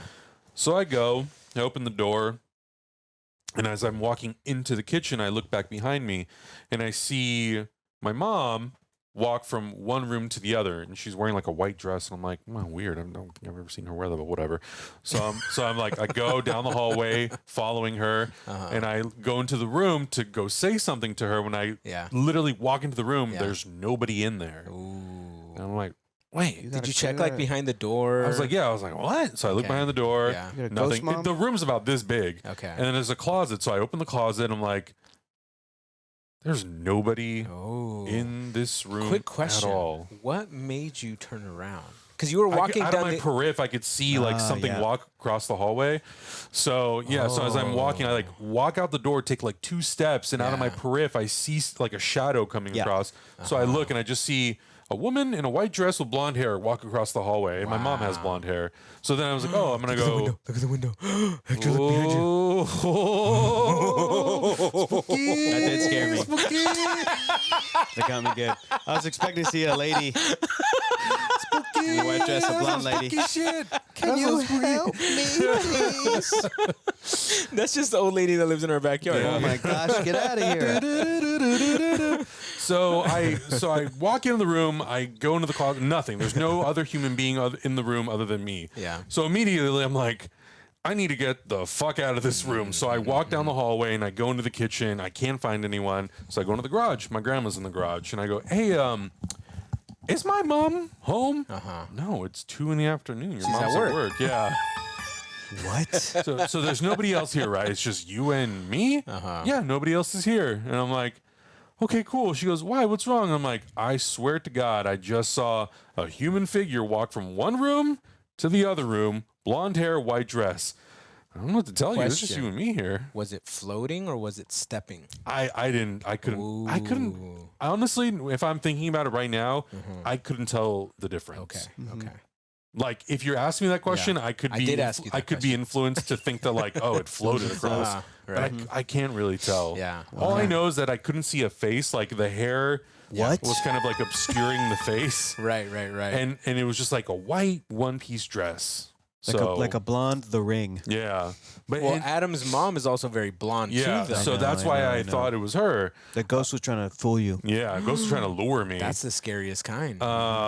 Yeah, but that's literally the only time in that house that anything like that ever happened. Interesting. But I do remember that after that did happen, I was a little afraid to fall asleep for like a couple days. I don't blame you. I don't blame you. But that's the only thing that's ever happened, Wow. unfortunately. Spooky stuff, man. Hector, That's crazy. do you have any stories? Yeah, I don't I died. Came back to life. I got killed by a 4 chupacabra. times? I got 4 killed. times? Yeah, I got killed 4 times. No, nothing. Sad to report. Never. Nothing supernatural has happened to me. You also just avoid that genre. I mean, whether it's in life sure. or media. Generally. Nothing. Generally. Except for the nothing Ouija is, board in your You house. know, Yeah. I have a Ouija board in my house, which is weird. An old one too. I am not hopeful, but I'm open to seeing a ghost or something at some point, so that I could then like maybe believe in whatever that could mean. Like, not opposed to it, but I don't know, some of the scariest stuff. What's the scariest stuff that's happened to me? That sound you just made. That was pretty terrifying. That was predator worthy. Scary. Have you ever had like an accident as a child where you got really hurt or you got really scared for your life? Like Anything kind of when your life- mom grabbed the chancla, did your life flash before your yeah. eyes? I don't know. It's tricky when you get older and you look back and you go, "Was I in danger? Could I have died?" And you don't know. I got hit by a car when I was younger. Jeez, just off my man. bike. So That's yeah, scary. that's happened. But I got. I remember one time we went to Six Flags and Yeah. I went on a roller coaster, the Colossus, with my. I love Colossus. Yeah, solid coaster. you're You don't giant. like That's it? why it doesn't. That's why you don't fit in it. No, it's not even that. I just feel like you're just this Yeah. is you. Oh, for sure. Yes. Look, you also have 6 feet on us. You're Yeah, 6 yeah. feet taller Yeah. than us. But I went when I was a little kid. Yeah. And I feel like the roller coaster was relatively newer. Yeah, Some yeah. for some point in the 90s. Yeah. And the thing is for that height requirement, like I didn't make it, but the guy let me on anyway. And I was with my aunt, and then the bar came down, and like it hit her because she's a normal sized she's- human. yeah, bigger than But I you. was like loose in it, and then so when we started going, I felt like I was getting whipped Yeah. out. Sucked out, So, yeah. like I could have gotten sucked out. So I was holding on Yeah, as though for I was dear like life. going That's to your Were die. you holding Cheers, on to the kid. bar or your aunt? Yeah, holding on to the bar, my end of the bar that wasn't at my legs as like a secure thing. So you I were was like dangling off Your of ocean it. handle, basically. Almost. One time when I was driving and I got picked up from school by my mom, we had an old truck. Or maybe like a friend in the car, no. opened the door as Oh, we were no. driving, and like the friend was like hanging out the thing, and I freaked out and I grabbed the wheel. I was like 5 or something, and like so, like my mom had to do this and like get us in the car. Like Oh I my thought I was gonna die, but then looking back, I'm like, that was the most traumatic thing for me. But Yeah. I'm like, if I could observe it, was it just like, doors open and everything's Yeah. okay, I don't right? know, like man. it's that It feels thing. like it things feels like a can moment happen. like on Indiana Jones, and know. you're like, "Oh my god!" Things I know. can happen quickly. Like your Yeah. friend could have gotten sucked out. Or true. what if like there was a car coming and it slammed the door Yeah. closed or like we whatever? were, it was like a 1-lane street, Yeah. I remember. So it was basically just like the sidewalk was I there. can't Yeah. believe you grabbed the wheel. I know. What Stupid. made you grab the Your wheel mom instead was of your going friend? down. I thought I was gonna die, so I was like, I grabbed it. I grabbed it like the thing that was available to hang on to. I guess it's dumb. Oh, And it was God it was an damn. old truck, so like we had seatbelts, but we didn't have individual. It was seats. like a bench. Yeah. So Yeah. it was like and it was you're gonna was it a stick shift Ooh. to make matters worse? Yeah. Oh man, this was definitely late. Was it a 80s or- Nissan? Late 80s, early 90s. probably if like it still had the bench 1992. seat. Yeah. 1990. I also have a Six Flags 3, story. somewhere in there. So Oh. in high school, It's a dangerous place. it's a dude. dangerous dude. That's why I don't like going there, dude. Yeah. Those rides look janky. High school trip, Six Flags. We were on the Viper. Viper has legendary like 7 or 9 loops or something like that, right? I was sitting in the thing. You put the shoulder strap on, and we're going. And as we're going, I'm holding on to the shoulder strap, and in a loop, the shoulder strap pops up. Oh no. And it stopped, so it wasn't like fully open, but it was enough to where like I could slide out under the bottom, and I was like in this ride, and so it was popped it up. was it like a leg dangling one too? No, so you're Like in a seat. Okay. But still, you're going, and we were only like 2 loops in. Yeah, So yeah. I was like, there's still like 10 more loops to Yeah. go on this thing. I'm going to die. I was hoping that the stopper was enough, and obviously I survived. So, but when it popped up, my friend was right next to me, and she's like, holy shit. And I was like, ah. And I Yeah. grabbed it down. And so I just kind of like pushed it down on me as hard as I could. It didn't lock? For the rest. No, it didn't lock because I could still move it. Even when it was like taking me over, I could feel it opening, right? And I'm just like, oh, I'm raising up and this thing's coming up. It was fucking terrifying. Yeah. I complained to the people who were there, and they're like, yeah, whatever, it's fine. And I'm like, okay, cool, thanks. Yeah. I could have died. Yeah, I know. Can you imagine? Can you imagine being your friend and then you do fall out and die, exactly. and then that's what she lives with the rest of her life? Right. Like her friend How died horrible at would that Six have been? Flags Magic Mountain. Yeah, I think terrible. I think something similar-ish happened to a friend of mine at maybe California Adventure, because I remember having to like put my hand on it and like push it down and lock it down, But it locked. Ah, okay. Yeah. Yeah, so yeah, I don't know. yeah. It might have been like in between the mechanism Yeah, or and then popped something. up or something. I don't know. Not for me. No, it was like because I did notice that when they were I was watching after that. I was watching like Six Flags people. There's a foot pedal thing behind. Oh, to release it. To release the shoulder straps. So when they come down, they don't automatically release. They push the foot lever thing down so your thing's open. Yeah. I have a feeling that like either gravity took over that mechanism or something where it might have loosened because it popped straight up. Jesus. It was insane. Scary. That's scary. That's Spooky crazy. season. Taylor Proctor asks, where do you see yourselves in the channel in 5 years? Love all the content. Ooh, interesting. We talk about this all the time. We'd like to do this full time if we can. It would be great to live full time off this channel. As it stands now, we're doing okay, but we're not able to live off it. I know, Adam, you want to direct and do shorts and do features and do all this stuff. What do you want to do? I don't know if we'll be doing this channel in 5 years. It's honestly, a lot of work. Honestly, it's a lot of work unless we have like a lot of automated, or not even automated, but like a lot of people helping.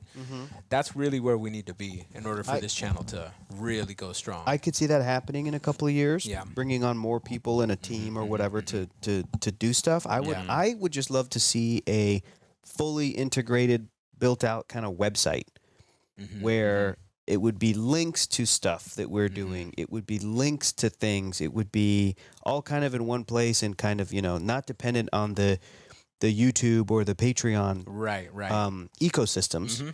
But it would be like, if you click here, you can see Heroes Reforged Marvel stuff. And then you click on it and it's like, it opens up and you go, here you go. Here's them watching things, watching movies in any kind of order you want, whatever. That kind of thing I think would be cool. Yeah. I could see that happening in 5 years. Yeah. How does that make money, though? I don't know.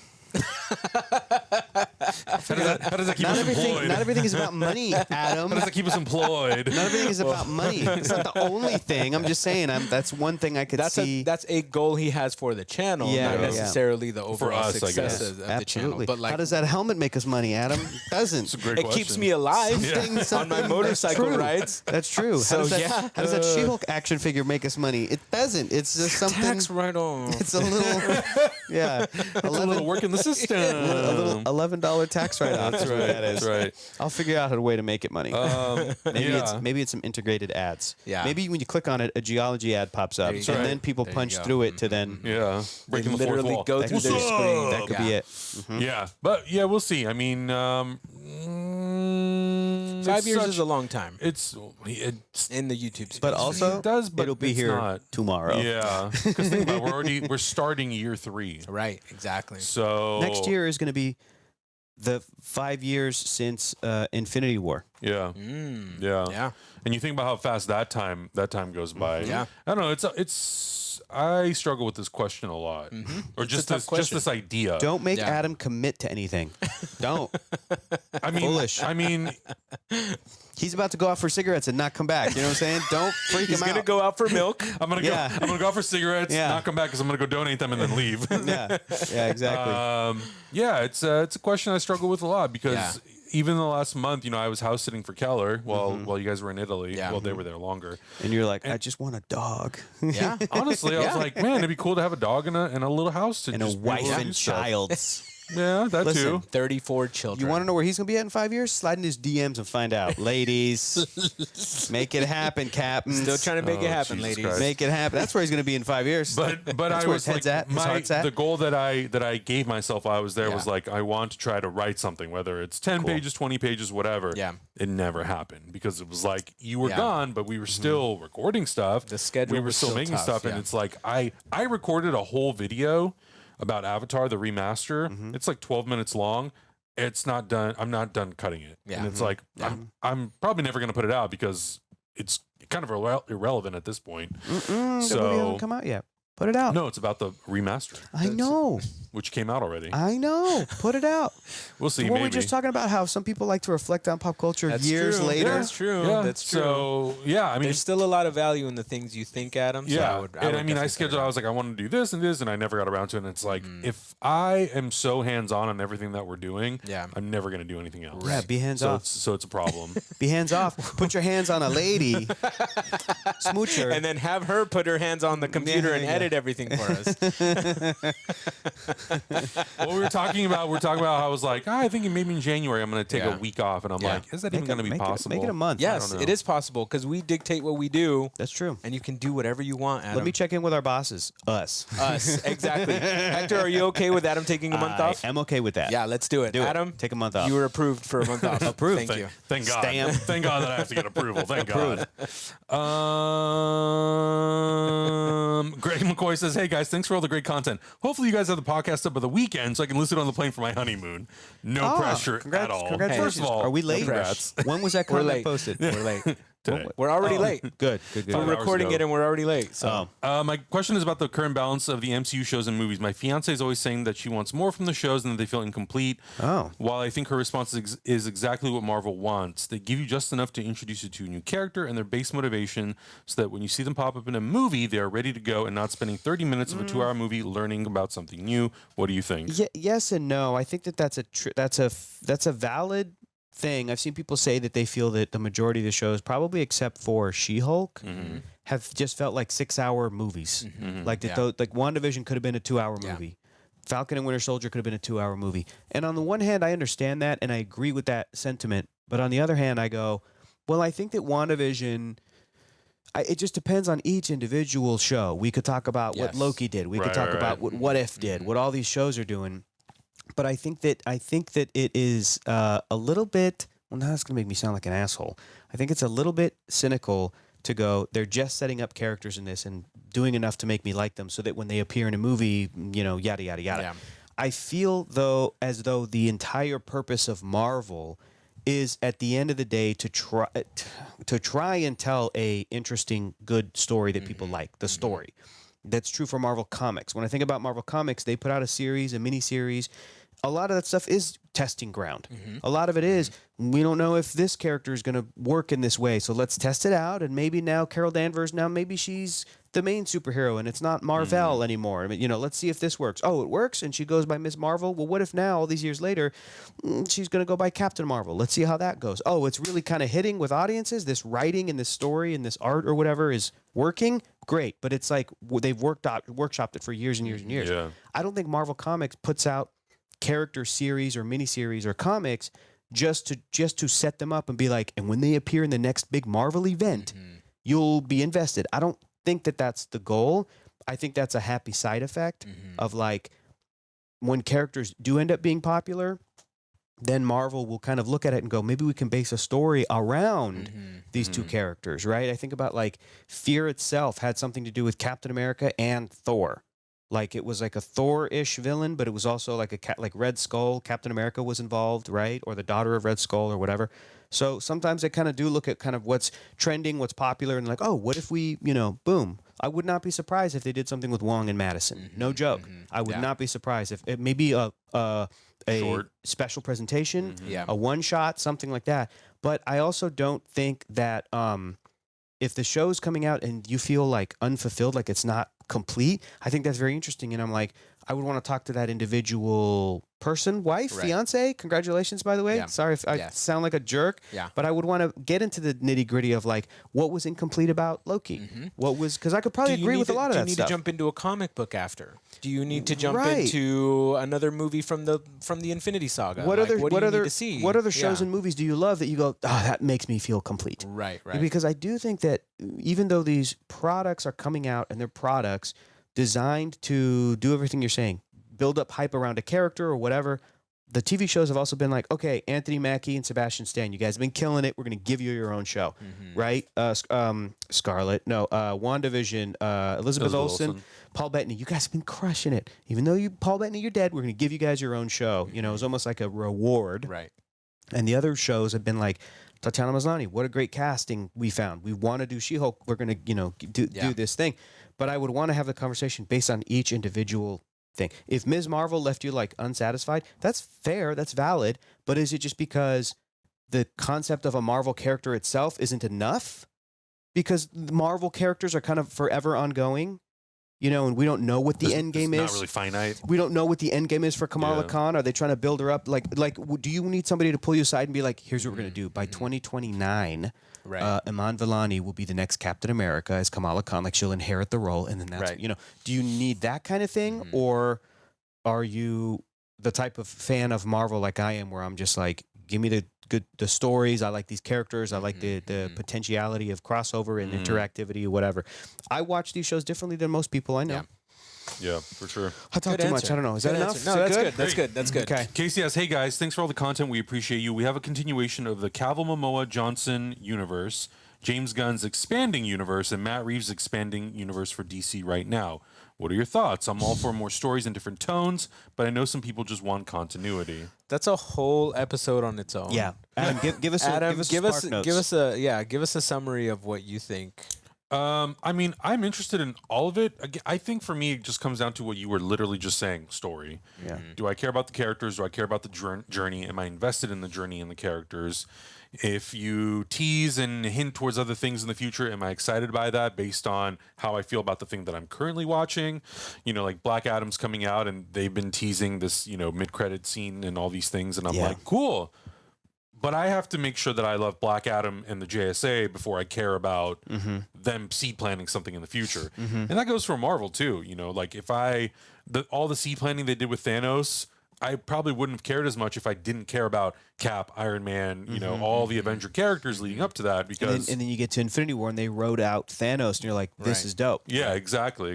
So I think it really just comes down to character. I think for a while I really wanted continuity, and I would still like it in some ways. I would like to see Henry Cavill and Ben Affleck come back and play those characters, but just based on what we've heard about future movies, it sounds like some of it might stay and some of it might be retired.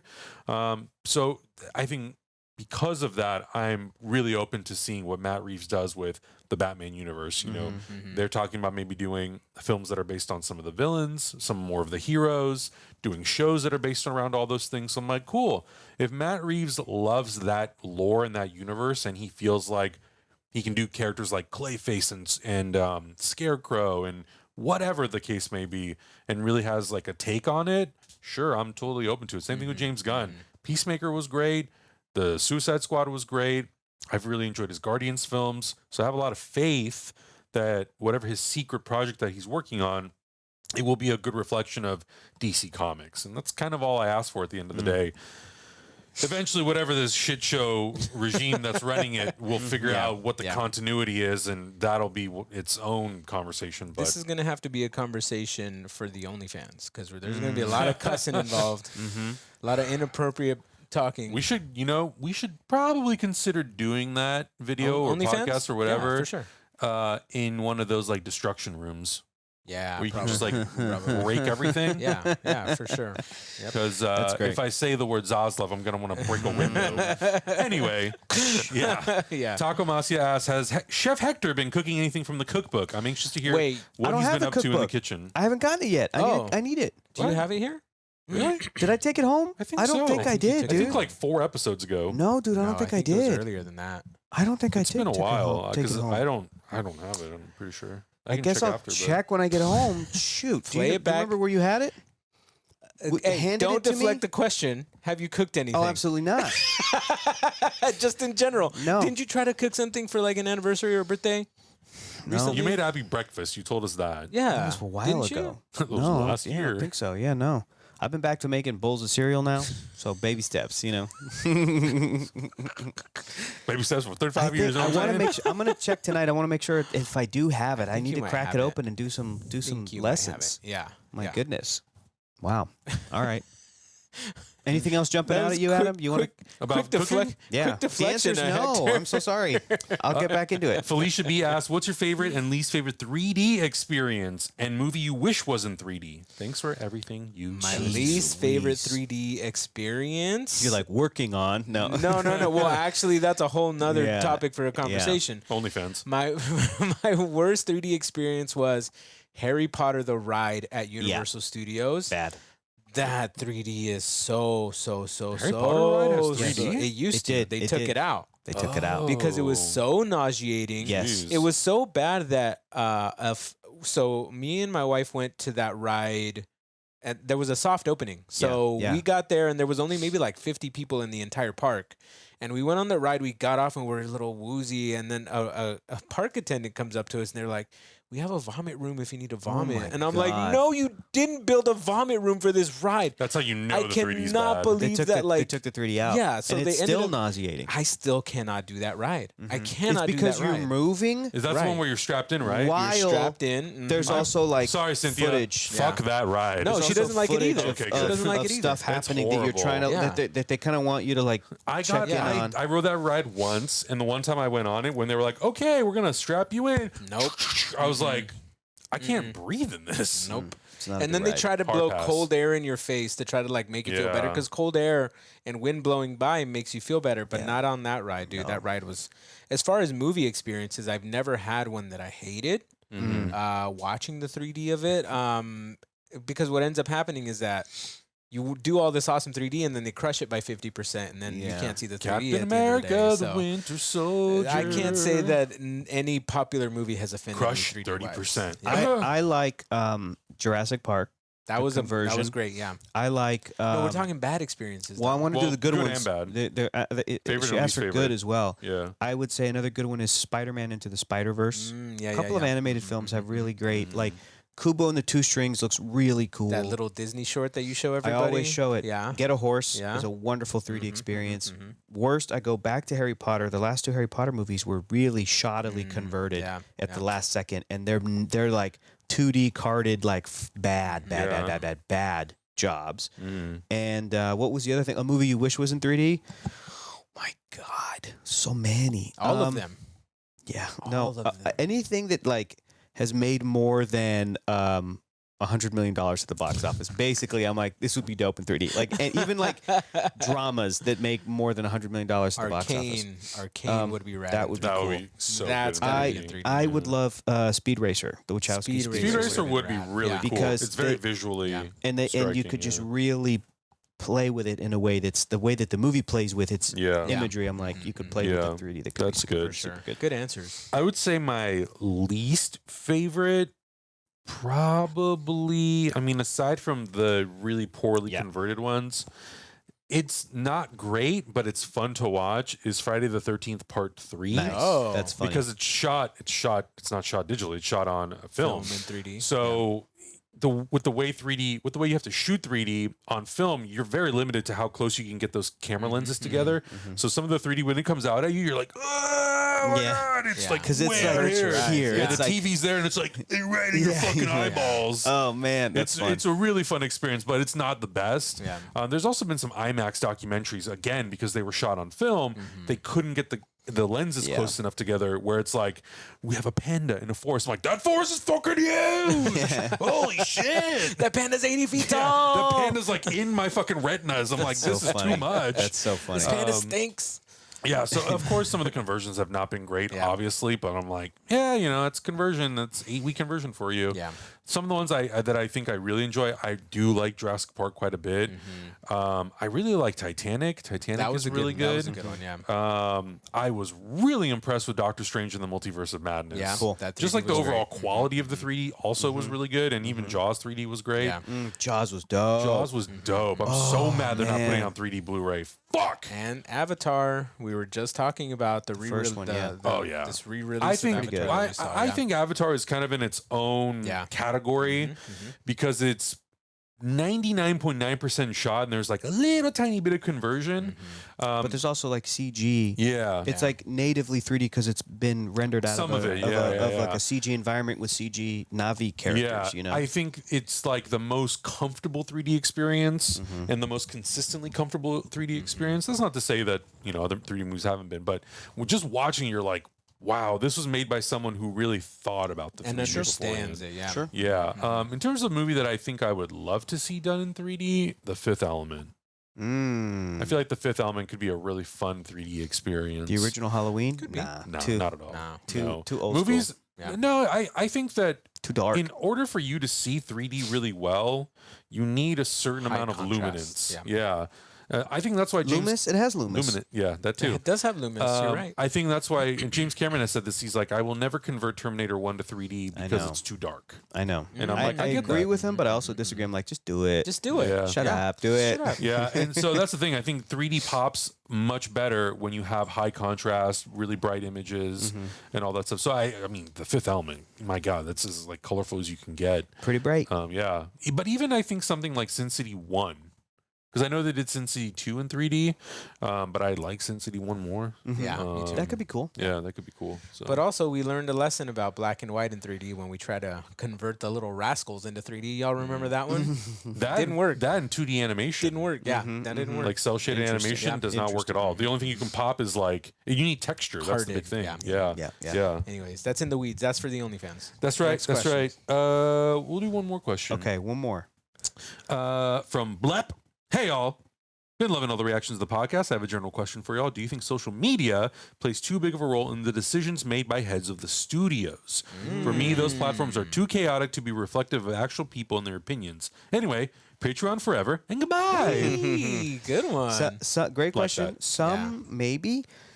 Great discussion happening in the past few weeks when Dwayne Johnson was like, the fans Yeah. Right. dictate what direction you should go. And Cameron Rice was like, but which ones? But I'm like, which I ones? agree. Exactly. It's very, very important. And Yeah. I've seen people who work on stuff that I really enjoyed recently say kind of the same thing of like, that's a tricky Yeah. It's a area. slippery to slope, my friend. Tricky area to Slippery navigate slope. for sure.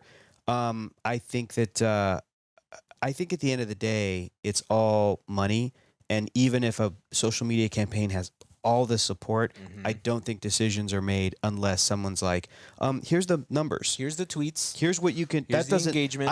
I honestly don't think that has as much impact as like if we spend this much, we think we're going to get this much. Right. Here's the algorithm and equation we used, and then Yeah. somebody goes, okay, well then do it. Oh, bonus! It's also very popular online. Great. It's going to drive some kind of conversation and whatever. Great. So I don't know. I think you're right. Art is subjective. Film is art. Yeah. It's very difficult to base the popularity off something, especially if it's something new, off of previous numbers, Right. analytics, like all that stuff is very difficult because people take things very separately. I will say that artists and writers and producers need to make things to save the fans from themselves. Like the fandoms get so caught up in the things that they love, and fair enough, you can love what you love, and I appreciate that, you are so deep into this franchise, but you can't tell the creators what to do and what not to do with the story. Because when it first popped up, you had no idea this thing existed. Yep. You didn't know that you were going to like this thing as You much as accepted you it for did. what the creators did You with it. accepted it for what they did. You didn't tell them what to do at first. For some reason, now you feel like you own it. And you feel like you know better than the people who created it when they probably had a whole separate arc that you didn't see that they wanted to go in, but Yeah. you won't let them because you're screaming on Twitter about it. Yeah. I think we need to let the creators create. And on top of that, I feel like the creators who are actually making the things have put in the work to get to the point where they can make those things. Absolutely. And they're not just commenting about it, Right. because I think there's a really big difference between being someone who is online and loves to talk about stuff passionately, and it's a whole different like mindset and skill set to actually be out there like making those things, producing those making, things, being the writer, writing, being the yep. director, because those skill sets are like so sort of like specific. And in order to be a director and in order to be like to look at a script and break it down and say, okay, these are the beats that I think we need to hit. This doesn't work. This is like budgetarily, we can't do this. Right. You know, to make all of There's that so many shit, things working. that whirlwind of things work and come together, and to make something that's like, you know, I watched this film and this was quite delightful, and here's why. It's like, that's a miracle. Yeah. And the fact that a company like Marvel can do that, like, for the most part, one project after the other is like, I don't even know. That's some voodoo witchcraft. I think what happened, here's a hot take that people aren't going to like. I think that what happened to Sonic and the redesign of it was a tragedy. Oh, it was the worst thing. I wish we would have had a full Sonic. Ugly Sonic movie. Yeah. Because then in the sequel, maybe they could have addressed Not it. even that. Like, Or just be like, this is my vision. This is my take. this is it. Like, this is what the guy was thinking. Yeah. What if by the end of that movie, you would have adored Ugly Sonic? Yeah. Like, I adore Ugly Sonic now because of the Rescue Rangers movie. Yeah. Like, that was just great. Yeah. What if I would have came out of those feelings with, this is just an alternate Yeah. version of Sonic, right? It's- And you complain just because you don't like how he looks? Yeah. And And if it says a lot about you, buddy. if there are takes like that, directions, creative directions, artistic directions based on characters or whatever, video game characters or whatever, that like ultimately probably don't work, then they need to come out and kind of fail. Yeah. Like the Michael Bay produced Ninja Turtles are not still making movies. Right. They did too. They made a bunch of money in that first movie, and then I don't Yeah. think they made as much money in the second movie. And a part of the reason I didn't enjoy those movies is that the design, I feel like, just missed the idea, like Was the not it. concept of it. Not so much that it was like that I thought it was ugly. I didn't think it was appealing, sure, but I'm like, well, Ninja Turtles are supposed to be 5'5", like Yeah. they're little guys, and you made them 7 foot, you know, big Short King Transformer Summer, giants, baby. whatever. Big giant Anyway, bodybuilders. that thing didn't survive. And it's a bummer to say, oh, then you're telling me, Hector, that the people who are producing, directing, writing, and working on those movies are bad at their jobs and didn't deserve to have those jobs? Yes and no. They were hired, and that should be finished out. Right. The other interesting thing is when the trailers for that movie came out, I think it was, or the news came out about who the villain was, and it wasn't Oroko Saki, but it was Eric Sachs, like completely anglicized and whitewashed the villain Shredder, along with a bunch of other problems in that movie. Fans responded, and then they tried to course correct in the movie, so then they had Shredder, and it was like a different character. Yeah. It was such a mess that I'm like, no. Go back to that shittier version. Yep. Let that thing come out and let it be reacted to by audiences. Let people respond to it and pay with their dollars and you know see where it goes. I'm also frustrated that I think some of the people who made that movie, you know, it's a very cynical take, but I'm like, I don't know if they all love the Ninja Turtles the way that other people would love. Were they the perfect team? It's just that thing of like in Hollywood that Transformers make made that $1 billion. What's another Hasbro property that we can get our hand, you know, or whatever? Maybe that's cynical on my part. Yet I can sometimes. I think the reason I love movies sometimes is because I can watch it and I go, okay, but the guy that made John Carter fucking loves John Carter, and I can tell. So yes, I agree with you. Yeah. Ugly Sonic should have stayed ugly.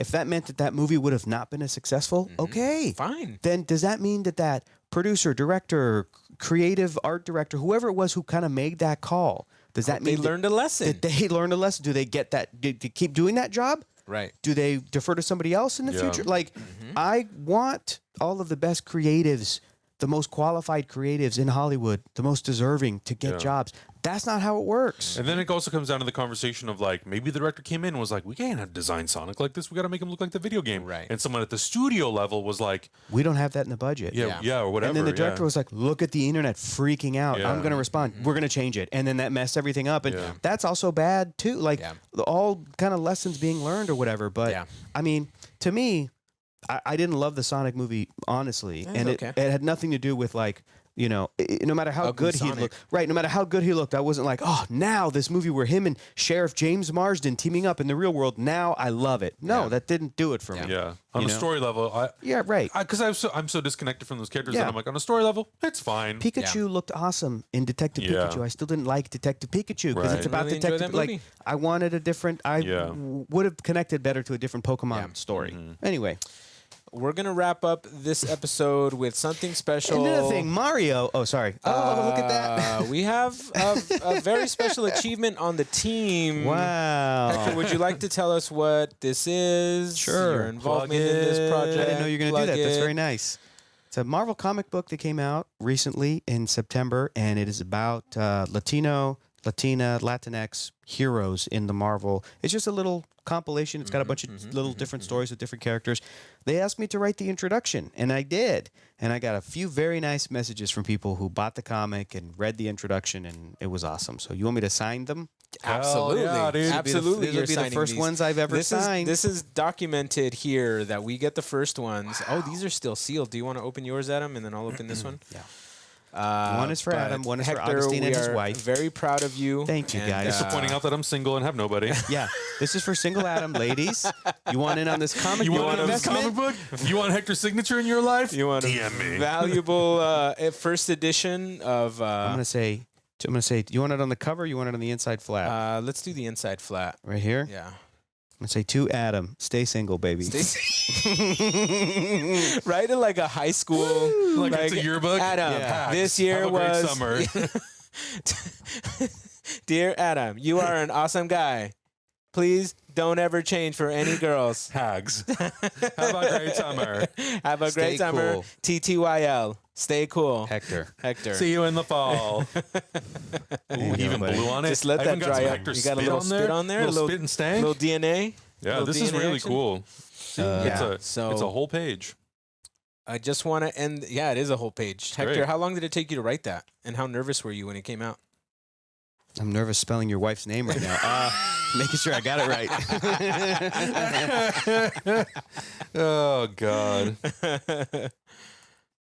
We need a blank one with just his signature. Do you have another one, Adam? No. Sell it on eBay. Oh, yeah. We're about to make some money off this motherfucker. All right. Terrible. I have a terrible signature. It's okay. Bro, you want to see Peter Jackson's signature? No. What is it? A line? It's PJ. Dude, it's... Yeah. I love you, PJ. Sorry. I mean, I love your signature.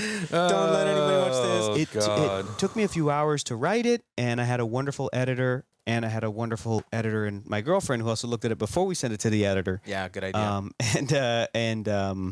Yeah, I tried to dig a little deep, but still, it's important to me. And I was like, I just felt so underqualified.